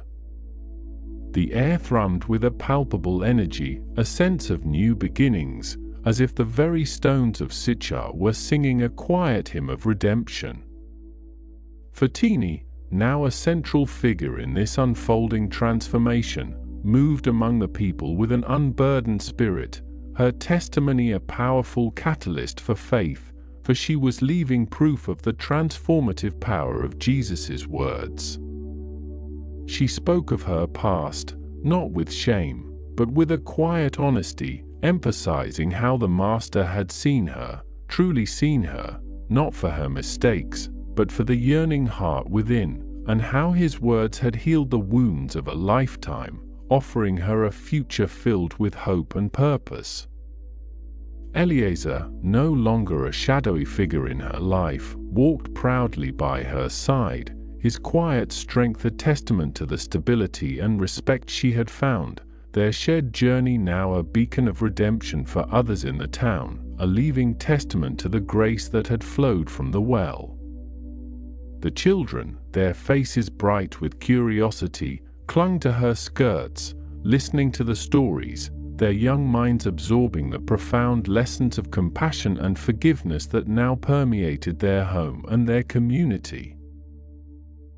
As the 3rd day dawned, painting the Samaritan hills in hues of soft lavender and pale gold, a gentle melancholy settled over the town, for it was time for Jesus and his disciples to depart, to continue their journey towards Galilee. The townspeople gathered once more, their faces a mixture of gratitude and wistful sadness, reluctant to see their newfound teacher leave, yet filled with a profound sense of spiritual nourishment that would sustain them long after his physical presence was gone. Jesus, standing amidst them, offered a final blessing, his voice resonating with a quiet power, "Peace be with you all, and may the living water continue to flow abundantly in your hearts, nourishing your souls and bringing forth a harvest of righteousness." He looked at Fotini, his eyes conveying a silent acknowledgement of her courage and her faith, a testament to the profound impact she had made, not just on her town, but on the very trajectory of his mission. Fotini, her heart overflowing with a mixture of joy and a gentle ache, watched as Jesus and his disciples began their ascent up the dusty road, their figures growing smaller against the vast expanse of the Samaritan landscape.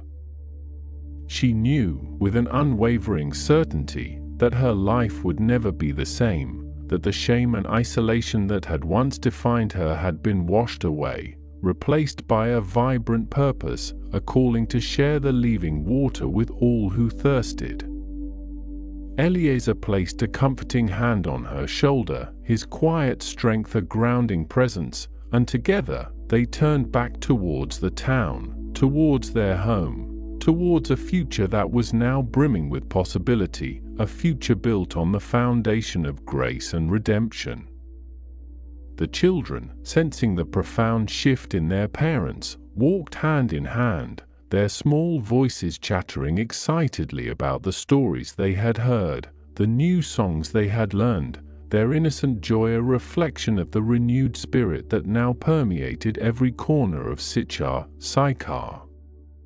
The journey from Sychar to Galilee was a slow, contemplative one for Jesus and his disciples, the familiar landscape of rolling hills and olive groves unfolding beneath a sky of brilliant, unblemished blue. The air, still warm from the midday sun, carried the earthy scent of dry grasses and distant wildflowers, a gentle perfume that seemed to underscore the quiet introspection that had settled over the group. Peter, usually boisterous and quick to speak, walked in a thoughtful silence, his mind replaying the scenes from Sychar, the eager faces of the Samaritans, the profound transformation of Fotini, all of it challenging his deeply ingrained assumptions about who was worthy of God's grace. He realized, with a humbling clarity, that the boundaries he had always perceived between people, between Jew and Samaritan, between righteous and sinner, were far more permeable than he had ever imagined, dissolved by the boundless love and inclusive message of his Master. John, walking a little ahead, his gaze fixed on the distant mountains, felt a similar stirring within his own heart, a widening of his understanding that transcended the rigid interpretations of the law he had been taught since childhood. He recalled the woman's radiant face, her testimony ringing in his ears, and he understood, perhaps for the first time with such profound clarity, that true worship was not confined to a specific place or a particular ritual, but was a matter of the heart, a sincere seeking after truth and a genuine connection with the divine. The sun, now beginning its slow descent, cast long, dancing shadows across the path, and John felt a lightness in his step, a sense of liberation from the burdens of prejudice and judgment that had unknowingly weighed him down.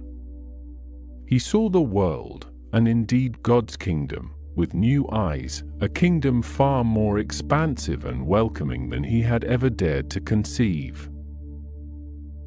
Jesus, walking with a serene grace at the center of his disciples, observed their quiet reflections, a gentle smile playing on his lips, for he knew that the seeds planted in Sychar were not just in the hearts of the Samaritans, but also in the hearts of his own chosen companions. He understood that true transformation often began with the breaking down of internal barriers, the dismantling of long-held prejudices, and the opening of one's spirit to a more inclusive vision of God's love. The warm breeze rustled through the leaves of the ancient olive trees, their silvery foliage shimmering in the fading light, and Jesus felt a deep sense of fulfillment, a quiet joy in seeing his disciples begin to grasp the profound implications of his mission, a mission that extended far beyond the confines of any single nation or people. As evening approached, casting a soft, purple haze over the Samaritan hills, they sought shelter in a small, secluded cave, its entrance partially obscured by thorny bushes, offering a humble but secure refuge for the night. A small fire was kindled, its flickering flames dancing against the rough stone walls, casting long, shifting shadows that seemed to tell ancient stories of travelers and seekers who had found solace in such hidden places. The air grew cooler, carrying the crisp scent of wood smoke and the faint, sweet aroma of wild thyme, creating a comforting atmosphere of quiet contemplation. The disciples shared their meager provisions, some dried figs, a handful of olives, and a small loaf of unleavened bread, their simple meal imbued with a deeper sense of fellowship and gratitude after the extraordinary events of the past few days. Judas Iscariot, usually reserved and often preoccupied with practical matters, found himself surprisingly moved by the events in Sychar. He had observed the genuine faith of the Samaritans, their eager acceptance of Jesus' message, and a flicker of something akin to hope had ignited within him, a fleeting glimpse of a different path, a path of pure spiritual devotion rather than political ambition.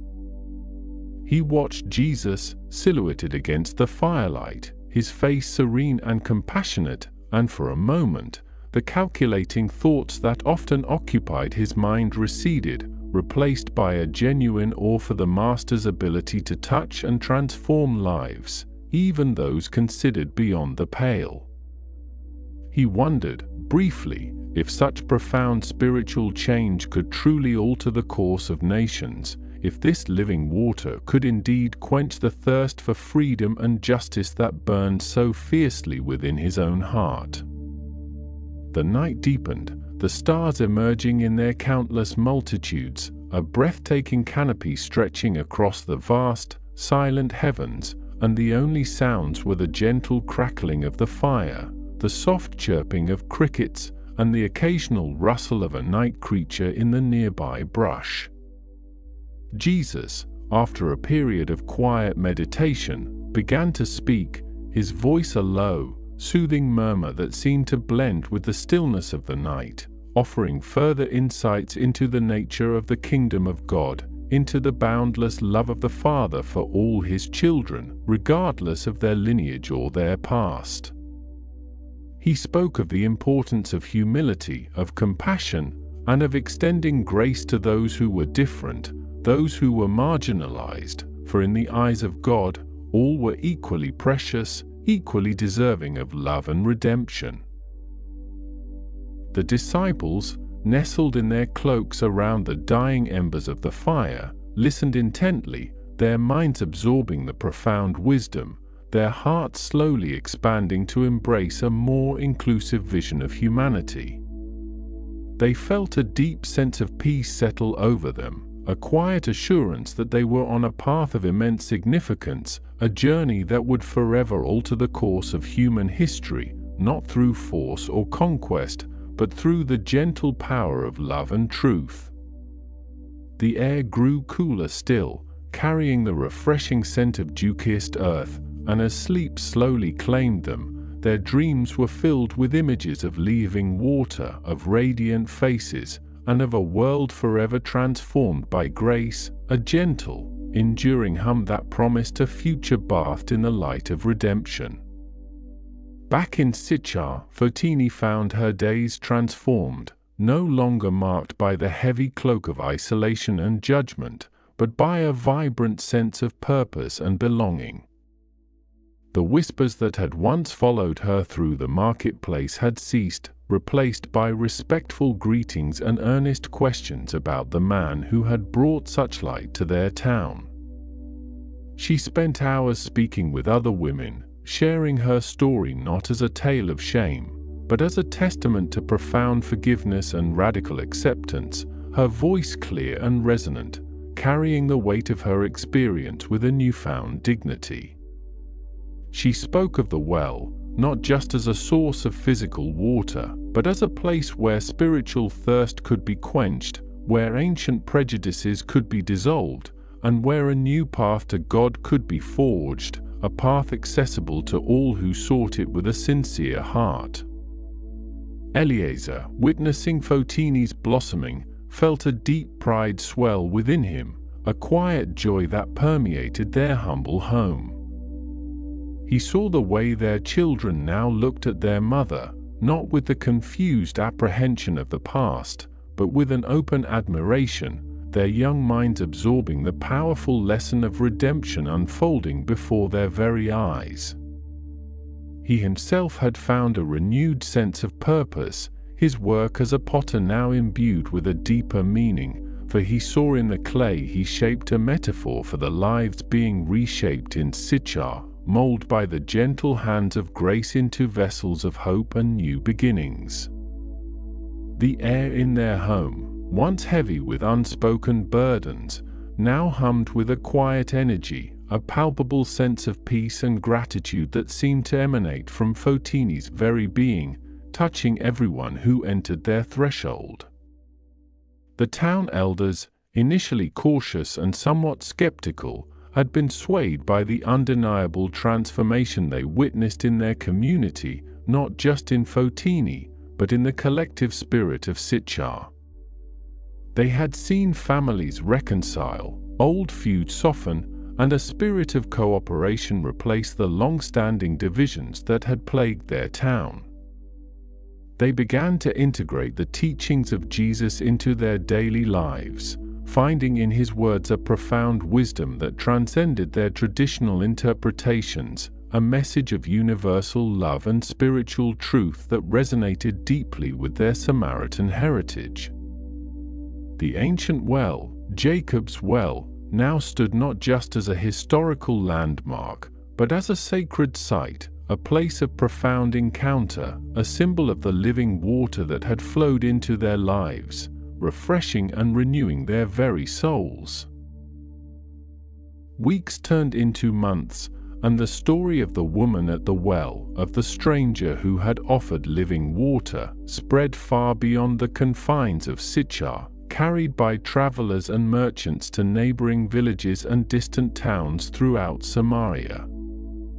It became a whispered legend, a beacon of hope for those who felt marginalized, for those who carried the weight of their past, for those who yearned for a deeper connection with the divine.